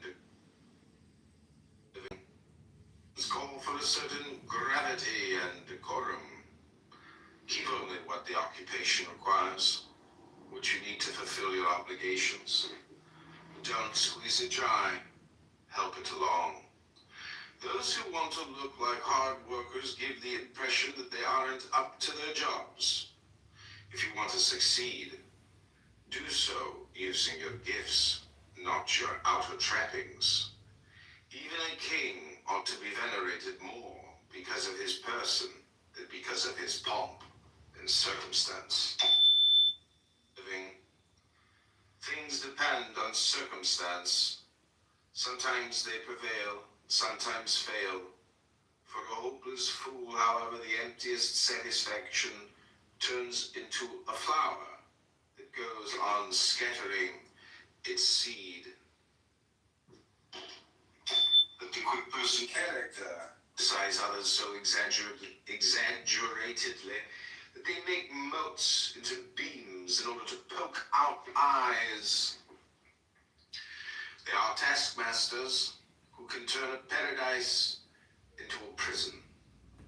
When swayed by passion, they take everything to extremes. Good-natured people are unable to pardon anything. They insist that others had good intentions or went wrong inadvertently. With affection, some trust so much in their own worth that they make light of diligence. A prudent person knows very well that merit can take a shortcut if held by favor. Benevolence makes everything easier and compensates for whatever is lacking. Courage, integrity, wisdom, and even discretion. Never sees ugliness, for it doesn't want to. It is usually born from similarity in temperament, race, family, country, or occupation. In the spiritual realm, benevolence bestows talent, favor, reputation, and merit. Once one wins it, this is difficult. It is easily kept. You can make an effort to win it, but if held by family, country, or occupation, a good reputation until they acquire rivals, distraction of ever deceived by the mirage of dreams. The first and most essential act of faith is then this: being exists. In the being of beings, the truth of being is God. Being is alive with intelligence, and the living intelligence of absolute being is God. Light is real and life-giving. Now, the reality and life of all light is God. The word of universal reason is an affirmation and not a negation. How blind are they who do not see that physical light is nothing but the instrument of thought, ever deceived by the mirage of dreams. The first and most essential act of faith is then this: being exists. In the being of beings, the truth of being is God. Being is alive with intelligence, and the living intelligence of absolute being is God.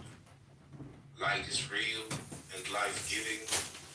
Now, the reality and life of all light is God. The word of universal reason is an affirmation and not a negation.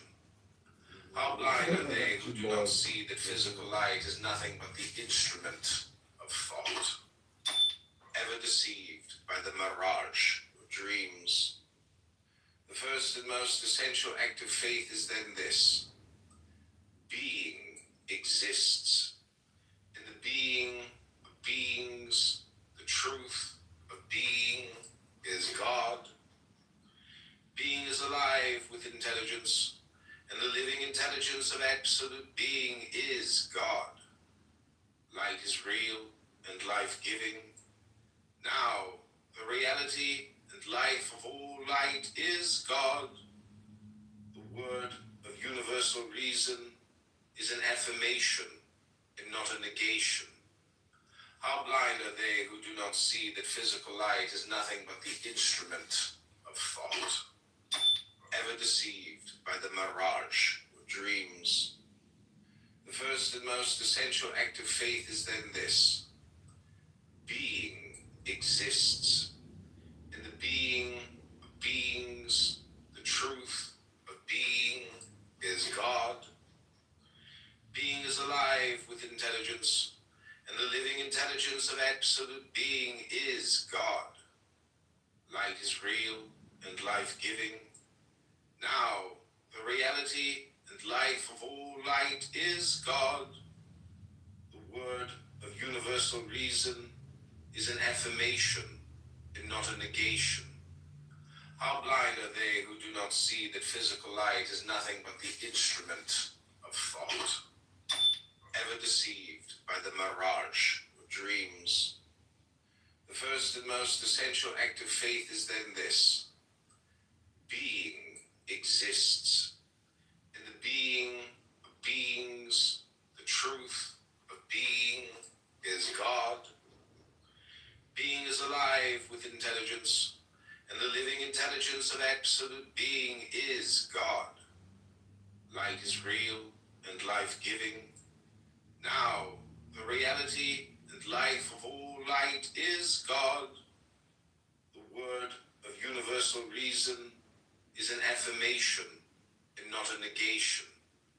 How blind are they who do not see that physical light is nothing but the instrument of thought, ever deceived by the mirage of dreams.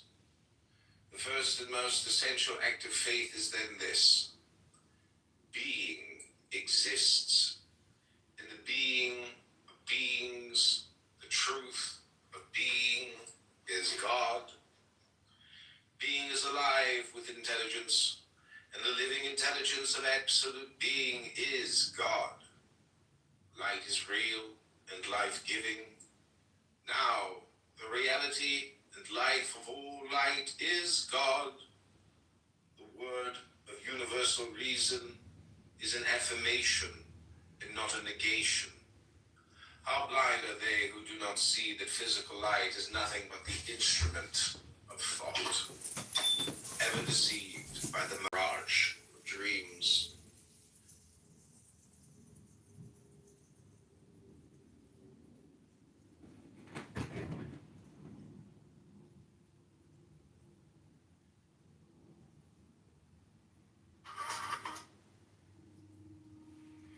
Quiet tiles, dripping tactile, fingers trace my own name in a circle on the glass.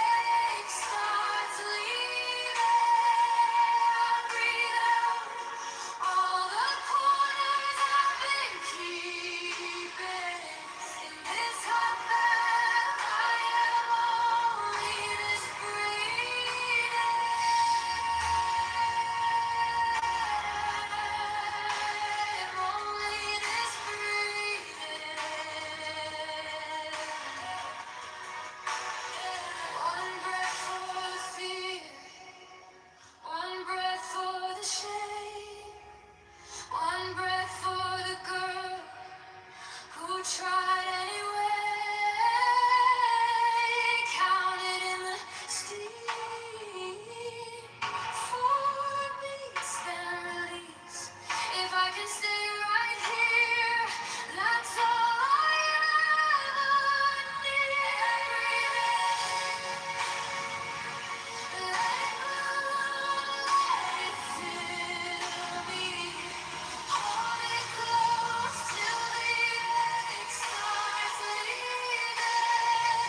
I breathe out all the stories I believed in.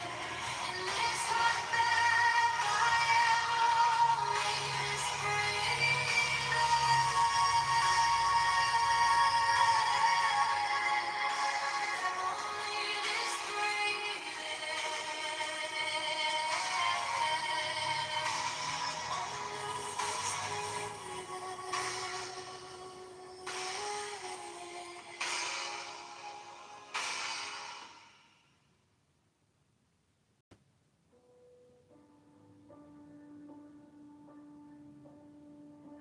quiet times,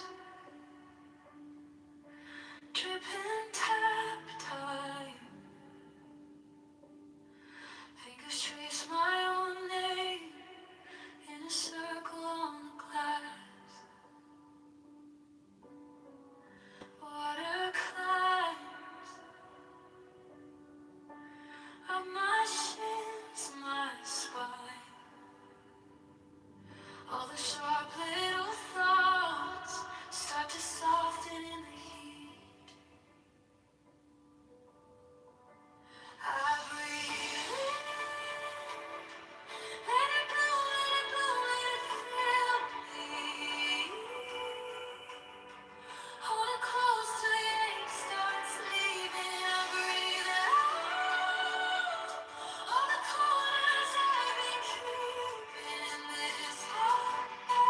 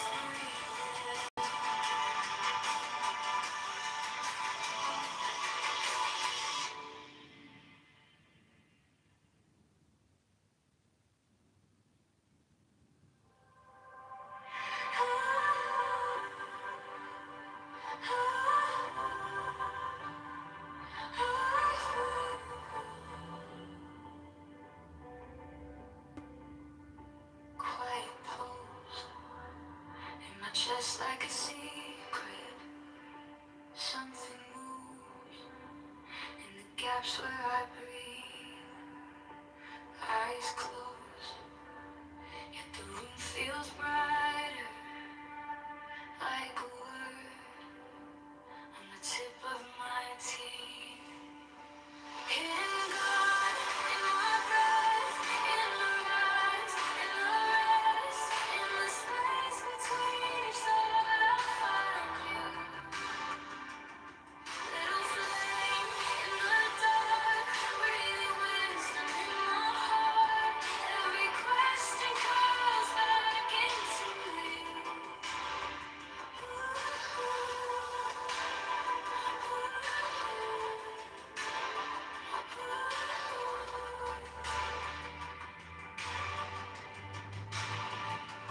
Soft wind on a page I folded. I turn in to the hush of my mind. Your voice is a silent speaking, pulling threads till my scattered cells align. Hitting God in my breath, in the rise, in the rest, in the space between each thought I find you. Little flame in the dark, breathing wisdom in my heart. Every hunger calling back to you.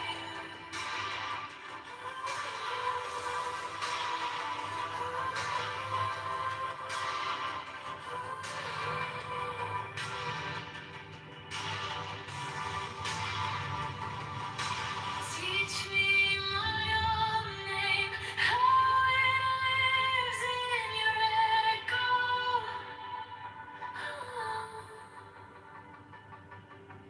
All my broken pieces learning how to say hello. Knowing you, I find myself. Knowing me, I see you too. Mystery in waking mind, finally moving as one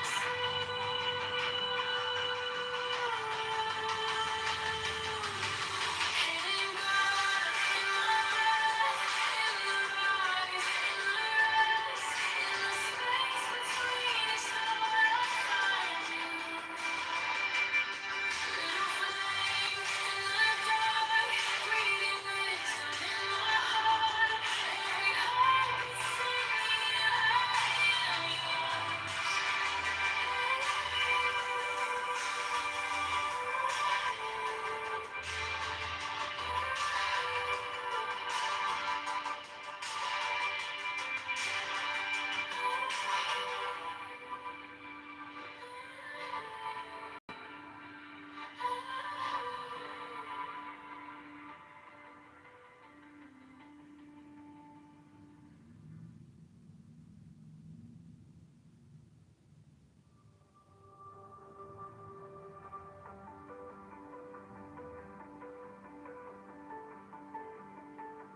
quiet pause, my chest like a secret.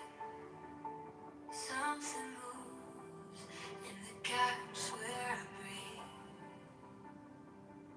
Eyes closed, yet the room feels brighter, like a word on the tip of my teeth. Hitting God in my breath, in the rise, in the rest, in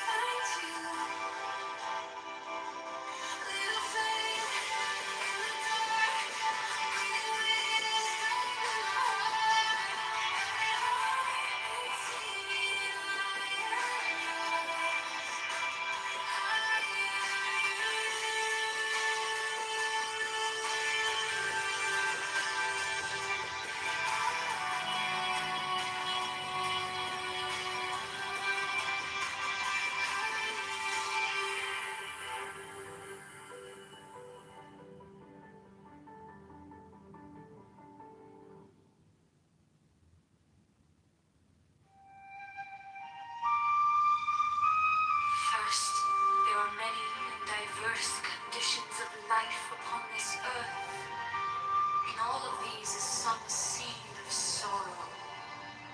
Who can escape from sickness and from old age and from death? Come to save our fellows from these things. For there is a life intense with knowledge and extreme bliss, which is untouched by any of them. To this life we attain even here and now. The adepts, the servants of VVVVV, have attained the Runta. It is impossible to tell you of the splendors of that to which they have attained. Little by little, as your eyes grow stronger, will we unveil to you the ineffable glory of the path of the adepts and its nameless goal. Even as a man ascending a steep mountain is lost to sight of his friends in the valley, so must the adept seem. They shall say, he is lost in the clouds, but he shall rejoice in the sunlight above them and come to the eternal snows. Or as a scholar may learn some secret language of the ancients, his friends shall say, look, he pretends to read this book, but it is unintelligible. It is nonsense. Yet he delights in the Odyssey while they read vain and vulgar things. We shall bring you to absolute truth, absolute light, absolute bliss. Many adepts throughout the ages have sought to do this, but their words have been perverted by their successors, and again, the veil has fallen upon the Holy of Holies!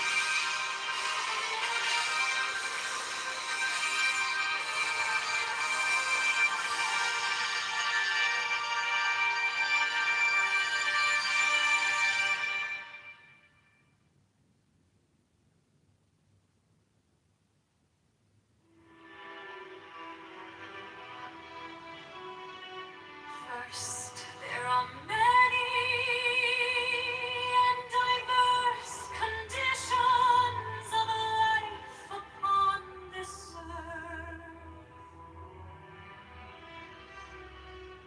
In all of these is some seed of sorrow.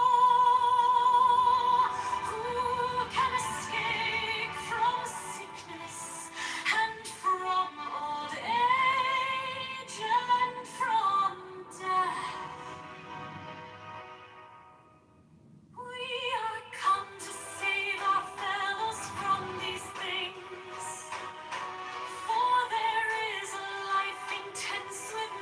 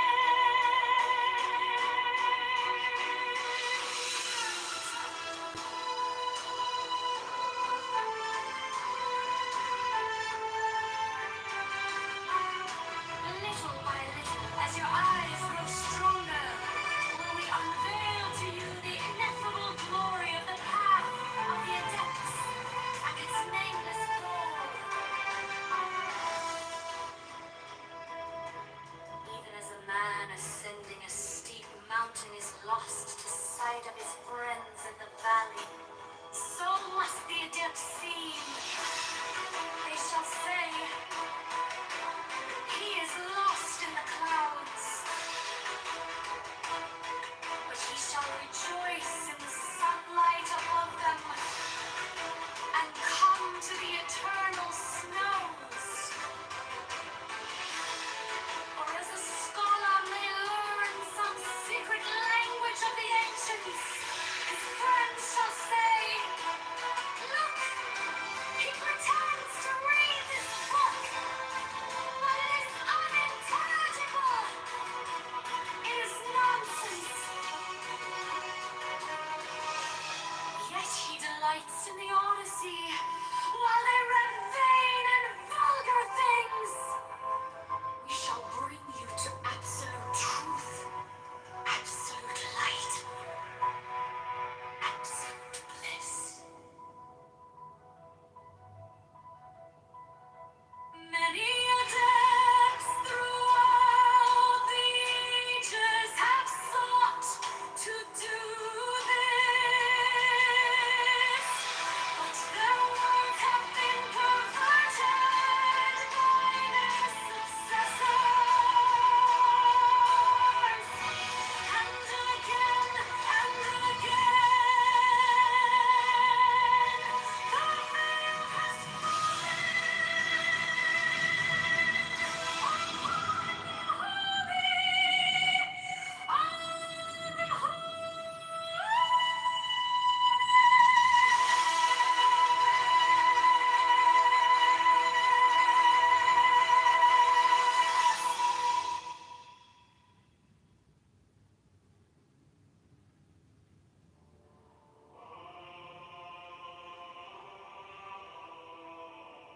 I behold a small dark orb, wheeling in an abyss of infinite space. It is mitted among a myriad vast ones, dark amid a myriad bright ones. I who comprehend in myself all the vast and the minute, all the bright and the dark, have mitigated the brilliance of mine unutterable splendor, sending forth thee, as a ray of my light, as a messenger unto that small dark orb. Then thee, taketh up the word, and saith, men and women of the earth, to you am I come from the ages beyond the ages, from the space beyond your vision, and I bring to you these words. But they heard him not, for they were not ready to receive them. But certain men heard and understood, and through them shall this knowledge be made known. The least therefore of them, the servant of them all, writeth this book. He writeth for them that are ready. Thus is it known if one be ready, if he be endowed with certain gifts, if he be fitted by birth, or by wealth, or by intelligence, or by some other manifest sign, and the servants of the master by his insight shall judge of these. This knowledge is not for all men. Few indeed are called, but of these few many are chosen. This is the nature of the work.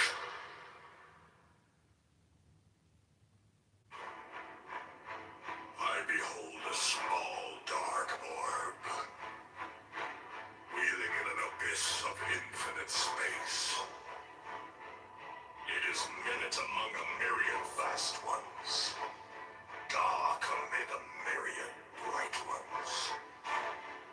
I who comprehend in myself all the vast and the minute, all the bright and the dark, have mitigated the brilliance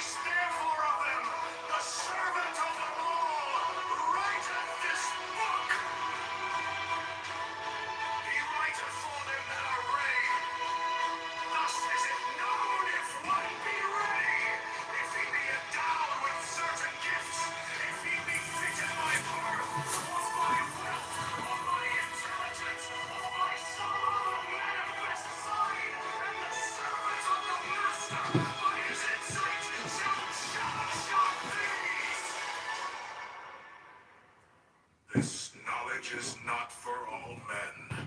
Few indeed are called, but of these few many are chosen. This is the nature of the work.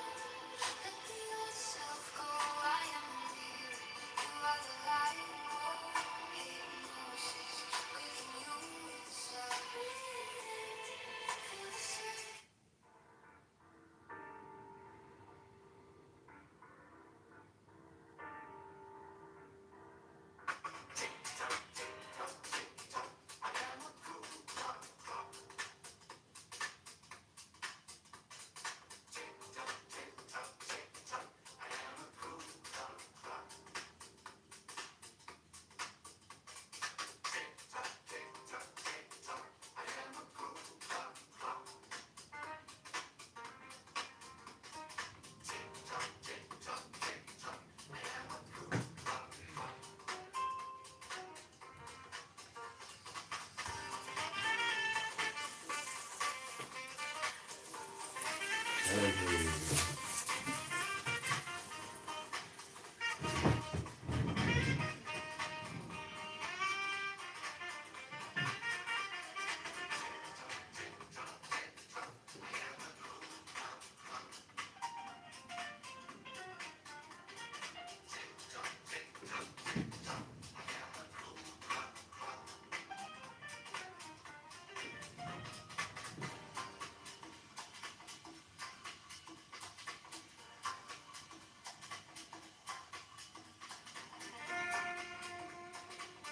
Ever deceived by the murder.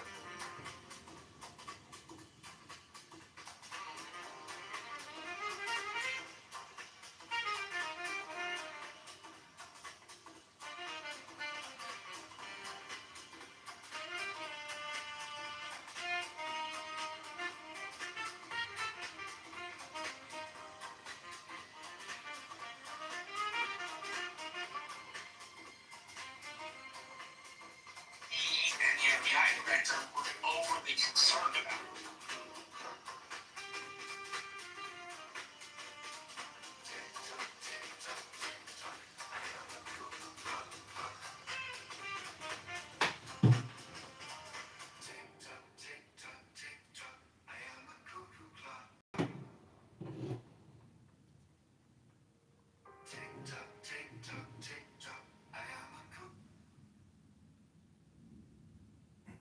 Okay, we're going to continue reading this incredible book by Eliphas Levi.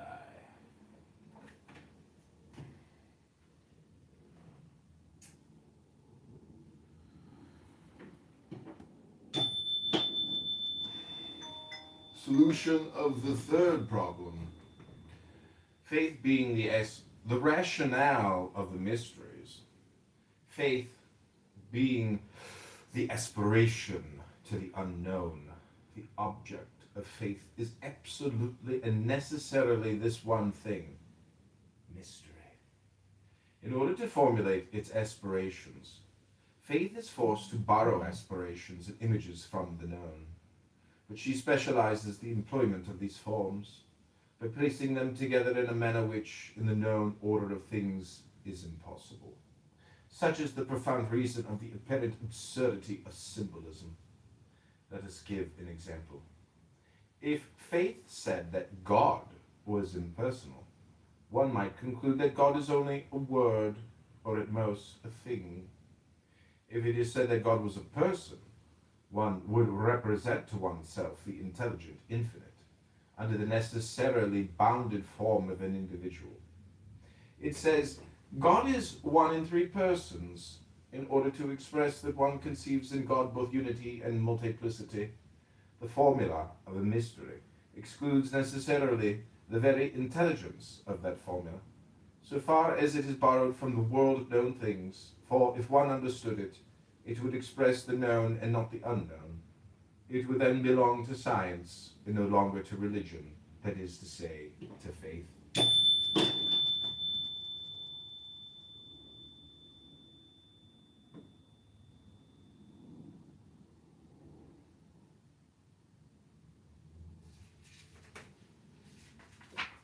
The object of faith is a mathematical problem whose x escapes the procedures of our algebra. Absolute mathematics prove only the necessity and in which we represent as the translatable x. Now science progresses in vain. Its progress is indefinite, but always relatively finite. It will never find, in the language of the finite, the complete expression of the infinite. Mystery is therefore eternal.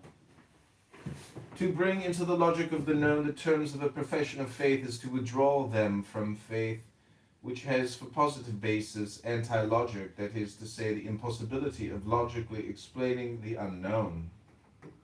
For the Jew, God is separate from humanity.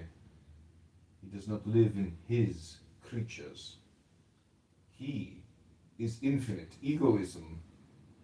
For the Mussulman, God is a word before which one prostrates oneself on the authority of Muhammad.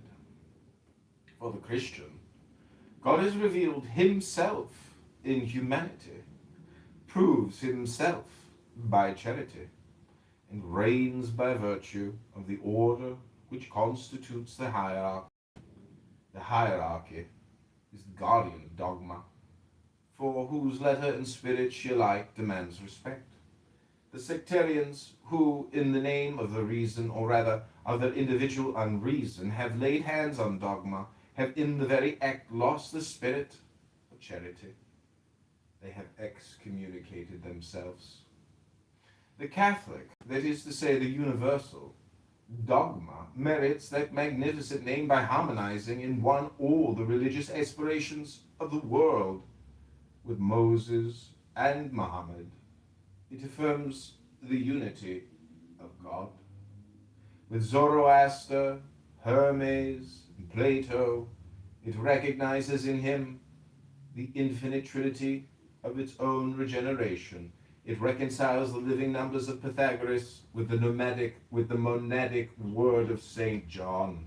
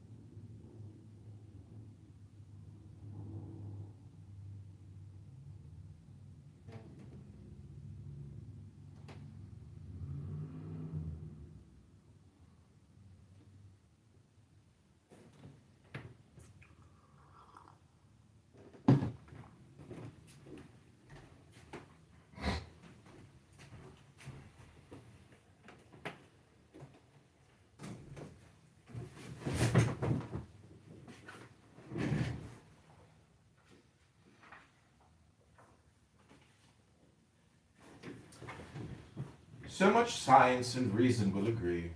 It is then in the eyes of reason and of science themselves the most perfect, that is to say, the most complete dogma which has ever been produced in the world.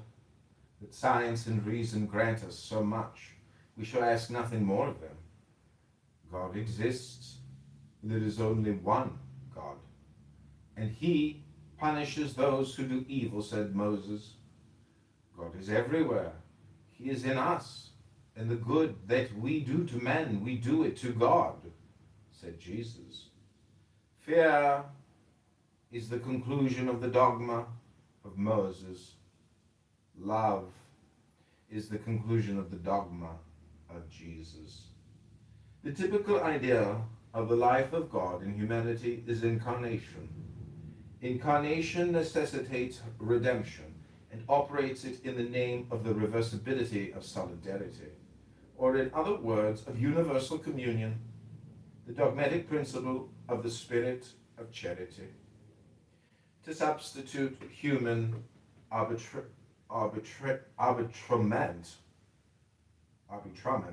for the legitimate despotism of the law, to put in other words, tyranny in the place of authority, is the work of all Protestantism and of all democracies. What men call liberty is the sanction of illegitimate authority, or rather the fiction of power not sanctioned by authority. John Calvin. Subnote, the author had perhaps no space to continue with the demonstration that the gospel legend itself is a Macedone of those of Bacchus, Adonis, Osiris, and 100 others, and that Mass and Christian ceremonies generally have similarly pagan sources. This and many similar phrases employed in the controversies of the period are today practically unintelligible. Levi was at one time a kind of socialist.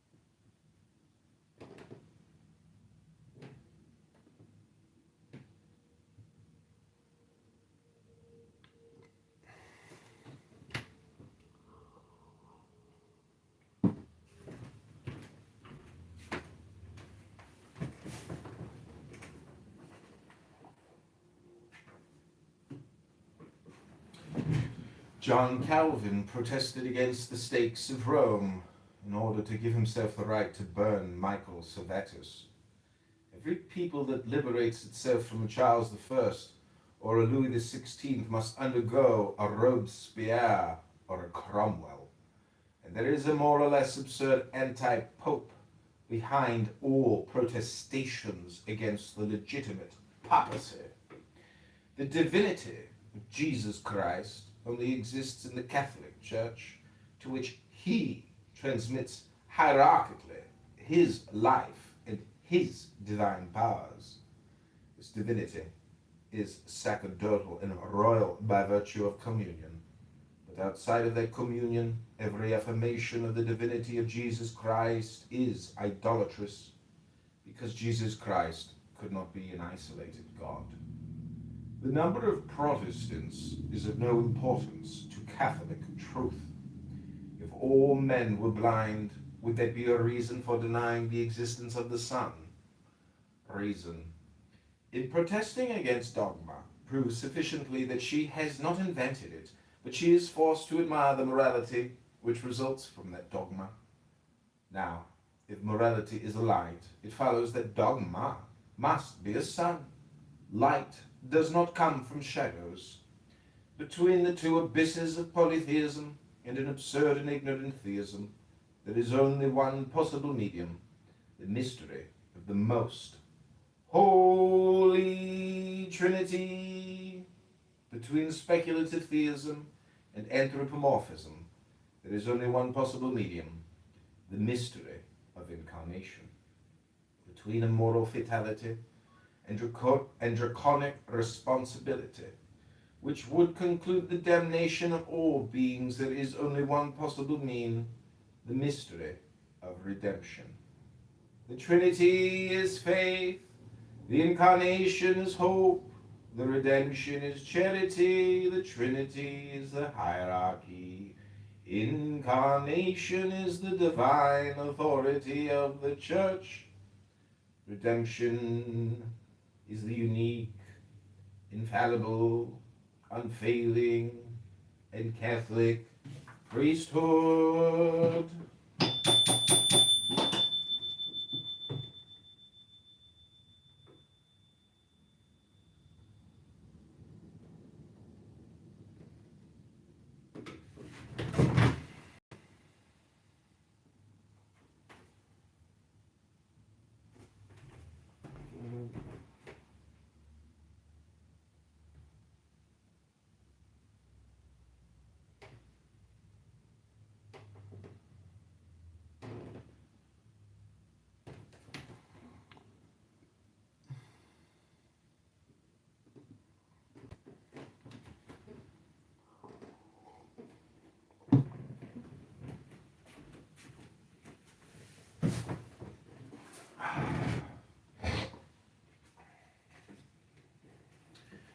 The Catholic Church alone possesses an invariable dogma, and by its very constitution is incapable of corrupting morality.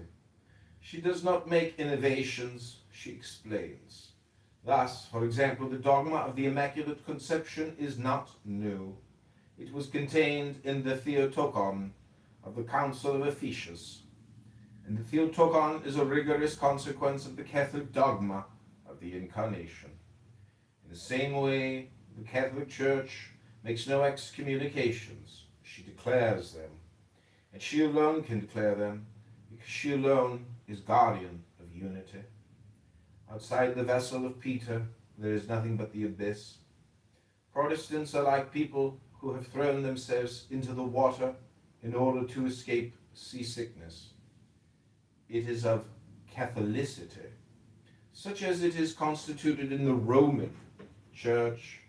One must say what Voltaire so boldly said of God: if it did not exist, it would be necessary to invent it. But if a man had been capable of inventing the spirit of charity, he also would have invented God. Charity does not invent itself, it reveals itself by its works. And it is then that one can cry with the Savior of the world, Blessed are the pure in heart, for they shall see God. To understand the spirit of charity is to understand all mysteries.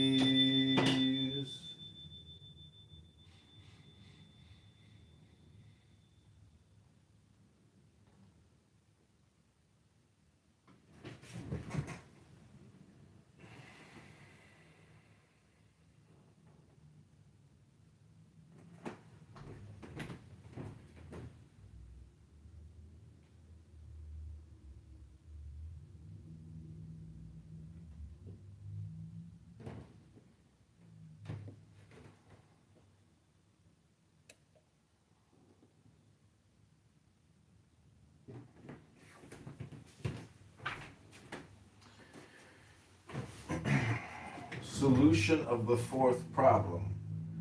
Religion proved by the objections which people oppose to it.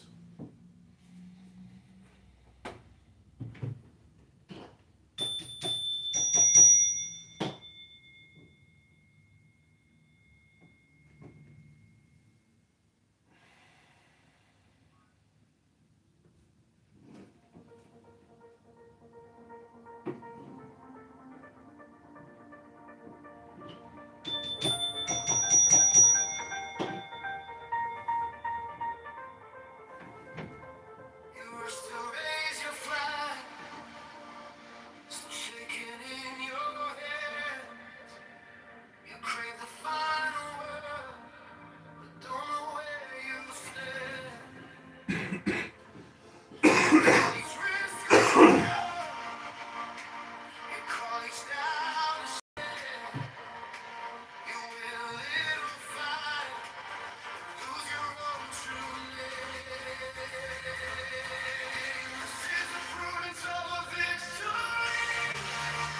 Which battles you believe are not. Call back your anger from the edge of your soul. That's the wisdom of a victory.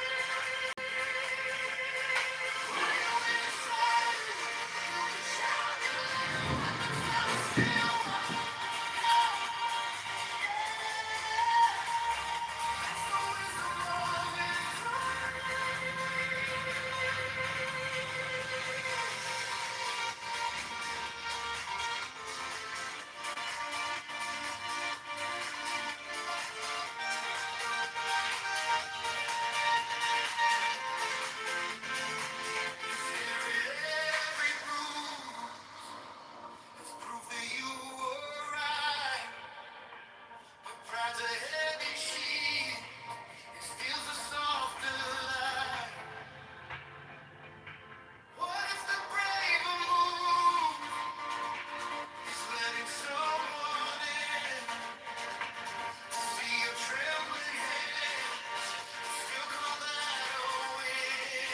If faith said that God was impersonal, one might conclude that God is only a word, or at most a thing.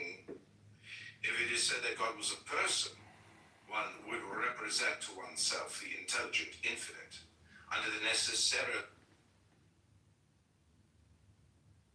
If faith said that God was impersonal, one might conclude that God is only a word, or at most a thing.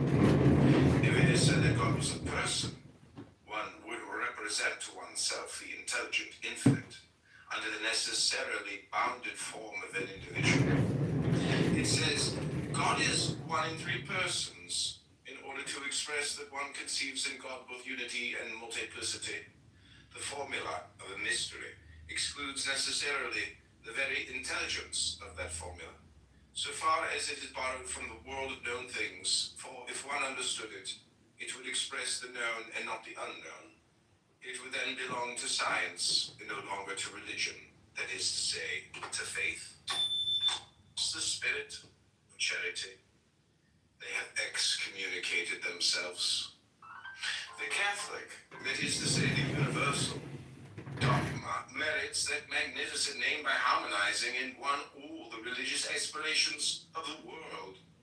With Moses and Muhammad, it affirms the unity of God. With Zoroaster Hermes, Plato, it recognizes in him the infinite trinity of its own regeneration. It reconciles the living numbers of Pythagoras with the monadic word of St. John.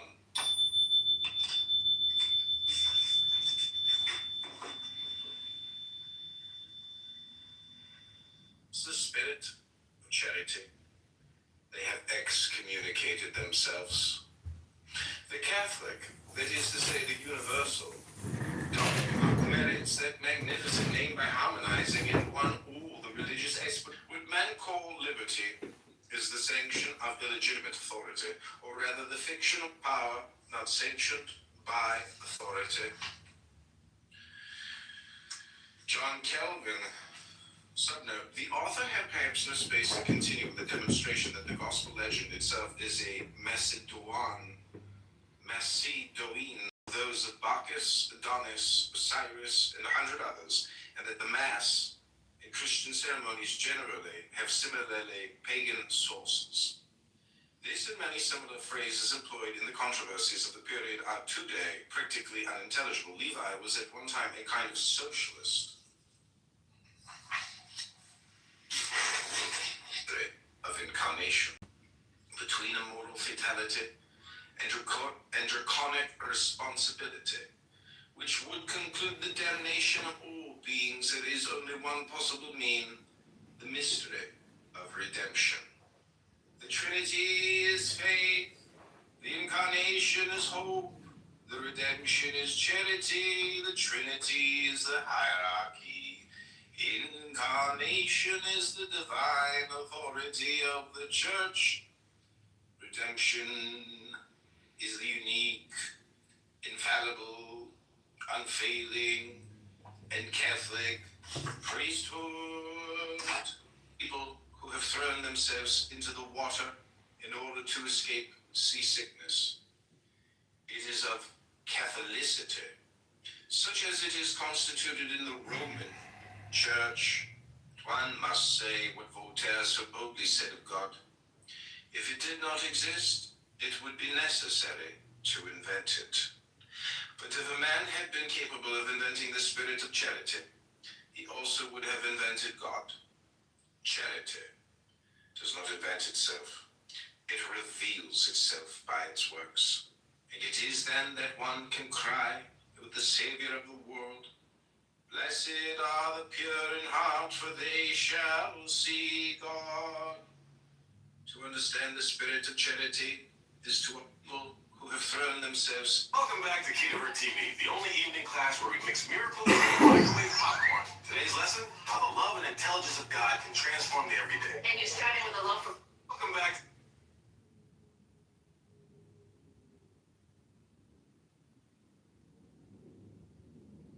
If faith said that God was imperfect, Prince Maekar Targaryen was woke up this morning.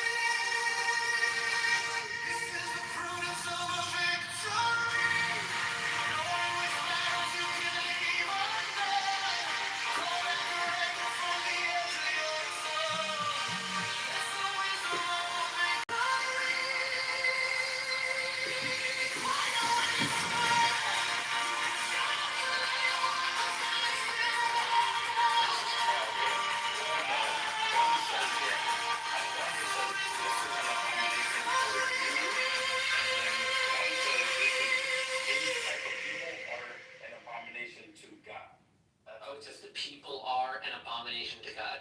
That's Yes. nifty grammar you're playing with there. Oh, that's what it says. You're jumping the sky. It definitely doesn't. But you get busing, right? People get paid, their bus to the voting place. You crave the final word. Valentine's Day, babe. You earned. Don't know where you stay. Right up, folks. One sip of Kitover's Miracle. You call interest in If faith said that God would suspend charity, liberty is the sanction of the legitimate form of incarnation. The film exists automatically on TV.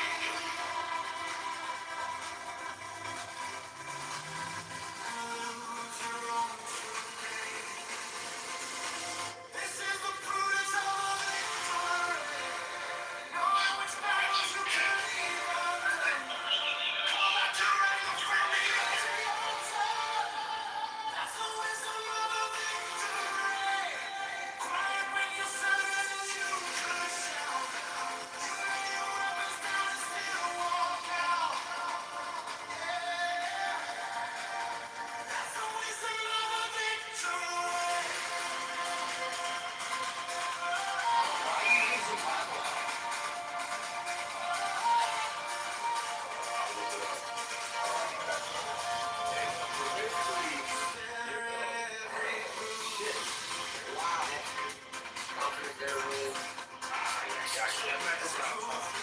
Anyway, the more information you have, more confidence you can